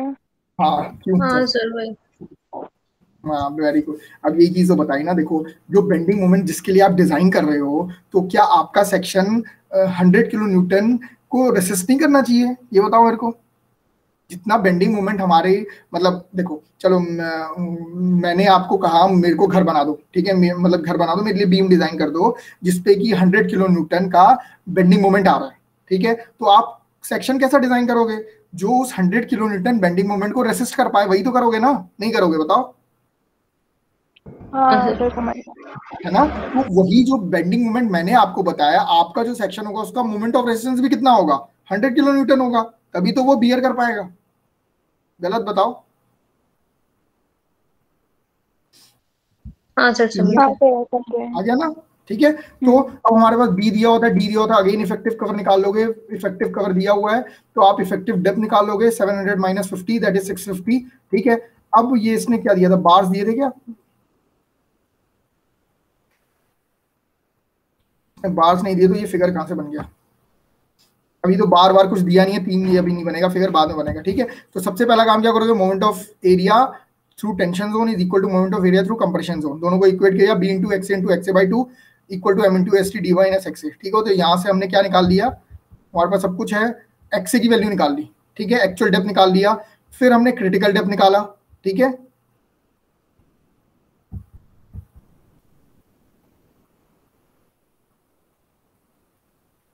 ठीक है, क्रिटिकल डेप्थ निकाला।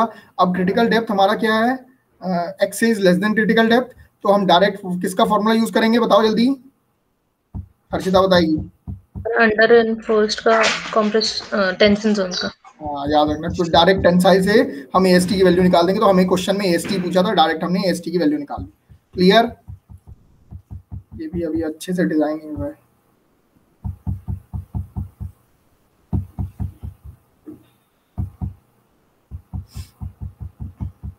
अब देखो एक और चीज देख लो, ये इसने क्या किया ना, अगर मान लो हमारा बैलेंस सेक्शन बनता, ठीक है, तो बैलेंस सेक्शन अगर हम बनाते तो moment of resistance through compression zone कितना आ रहा होता, तो देख लो moment of resistance through compression zone ज्यादा आ रहा है। ठीक है, तो हमारी ये बीम रेसिस्ट कर लेगी। ठीक है, कंप्रेशन जोन से हम अगर बैलेंस सेक्शन अगर मान के चलते तो ये चीज होती, तो ये ग्रेटर देन 100। ठीक है, तो वो इतना बियर कर पाता। अगर आप बैलेंस सेक्शन भी डिजाइन करते ना तो इतना लोड वो ले लेता, तो 100 किलो न्यूटन पे फेल नहीं होता वो।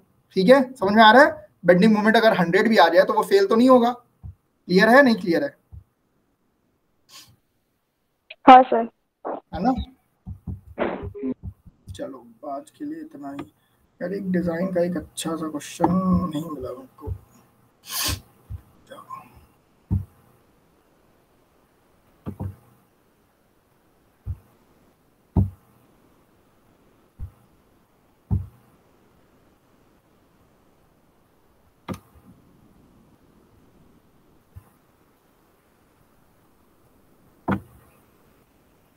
चलो ये क्वेश्चन तो नहीं है। चलो अब इतना हो गया ना, इसके बाद आप कोई से भी अंडर इन्फोर्स्ड, ओवर इन्फोर्स्ड, अभी तो फिलहाल अंडर इन्फोर्स्ड की ही।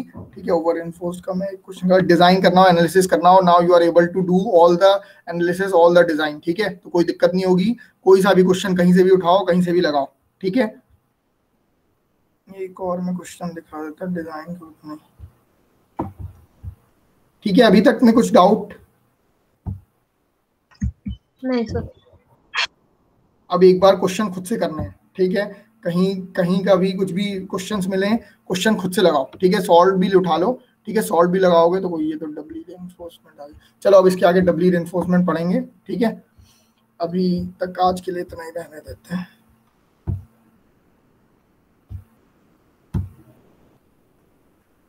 चलो अब बताओ मेरे को, कुछ समझ में आया? एनालिसिस और डिजाइन क्लियर, एकदम क्लियर? हाँ सर, है ना?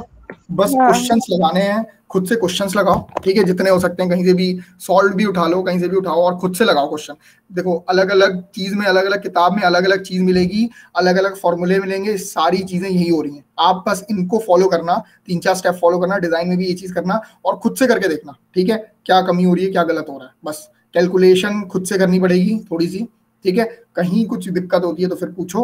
बाकी इसके अलावा कहीं भी किसी भी किताब में देखो, अगर आपको उठानी है अच्छी, सबसे एस रामारुथम की आती है आरसीसी की किताब, स्ट्रक्चर की है पूरी, तो आरसीसी फ्रॉम एस रामारुथम, ठीक है, अगर डालना उसके क्वेश्चंस लगा लेना, क्वेश्चंस लगा लोगे कोई दिक्कत नहीं होगा। और क्वेश्चन खुद से लगाना, ये नहीं कि उसके सॉल्व देखने लगोगे तो बहुत कंफ्यूजन होगा, आप अपने स्टेप्स फॉलो करो, उस पर आंसर सब आपके मैच होंगे, ठीक है। एनालिसिस के तो होंगे, डिजाइन आपका डिजाइन खुद होता है। देखो ऐसा नहीं है, डिजाइन में क्या होता है ना, आपके ऊपर है, आप विड्थ कितनी ले रहे हो, डेप्थ कितनी ले रहे हो, ये डिजाइन आपका है, ठीक है, वो अलग अलग हो सकता है, लेकिन स्टेप सारे वही फॉलो करने हैं, ठीक है। तो इतना चीज करो, क्वेश्चंस लगाओ, क्वेश्चन में कोई दिक्कत होती है नेक्स्ट सेशन में आए तो सिर्फ क्वेश्चन में अगर दिक्कत है तब पूछो, ठीक है, नहीं तो नेक्स्ट फिर डब्ल्यू रेनफोर्समेंट में चले जाएंगे, ठीक है।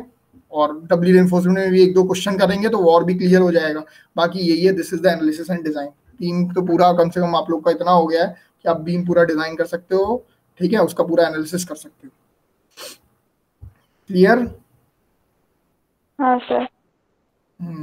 और वो क्या बोलते हैं, और कोई दिक्कत, कुछ मतलब कुछ भी कहीं नहीं आता है, इमीडिएट ग्रुप पे डालो, ठीक है, ग्रुप पे आप मैसेज कर दो कि सर ये चीज फंस रही है, या क्वेश्चन लेके कर दो, ठीक है, तो उसका सॉल्यूशन बाकी मैं देखता हूँ ग्रुप पे 1-2 क्वेश्चन सॉल्व, ठीक है, मैंने भी किए हुए हैं, वो सॉल्व में डाल दूंगा, तो खुद से प्रैक्टिस करना, ठीक है, उनको तो और कॉन्फिडेंस बढ़ेगा।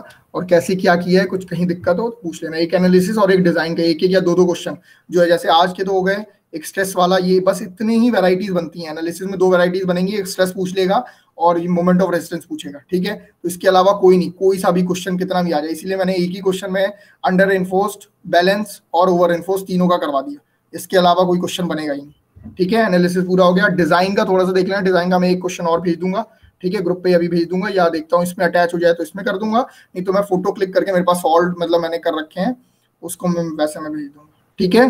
तो आज का आज ही खत्म करो, अंडर एनफोर्स ओवर एनफोर्स खत्म हो, अब दोबारा इस पे वो ना हो, डाउट हो तो डाउट ले लेंगे अगले में, नहीं तो अगले में डब्ल्यू एनफोर्समेंट करते हैं, ठीक है। क्लियर? हाँ सर। चलो फिर, और कोई डाउट हो, कुछ हो तो इमीडिएट ग्रुप पे डालना, ताकि लगे कि हाँ आप लोग भी पढ़ रहे हो। चलो फिर, स्टे हेल्दी, स्टे सेफ। बंद किया जाए? हाँ सर। हाँ सर।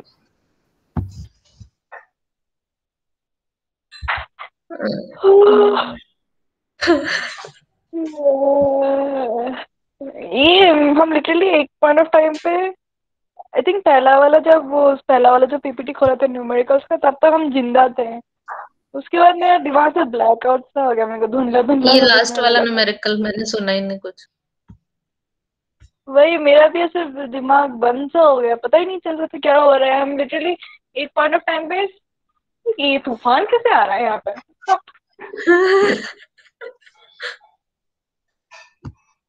सच्ची में लिटरली पूरा एक पता नहीं मिनट कहाँ रुक से। जा, रिकॉर्डिंग ऑन है।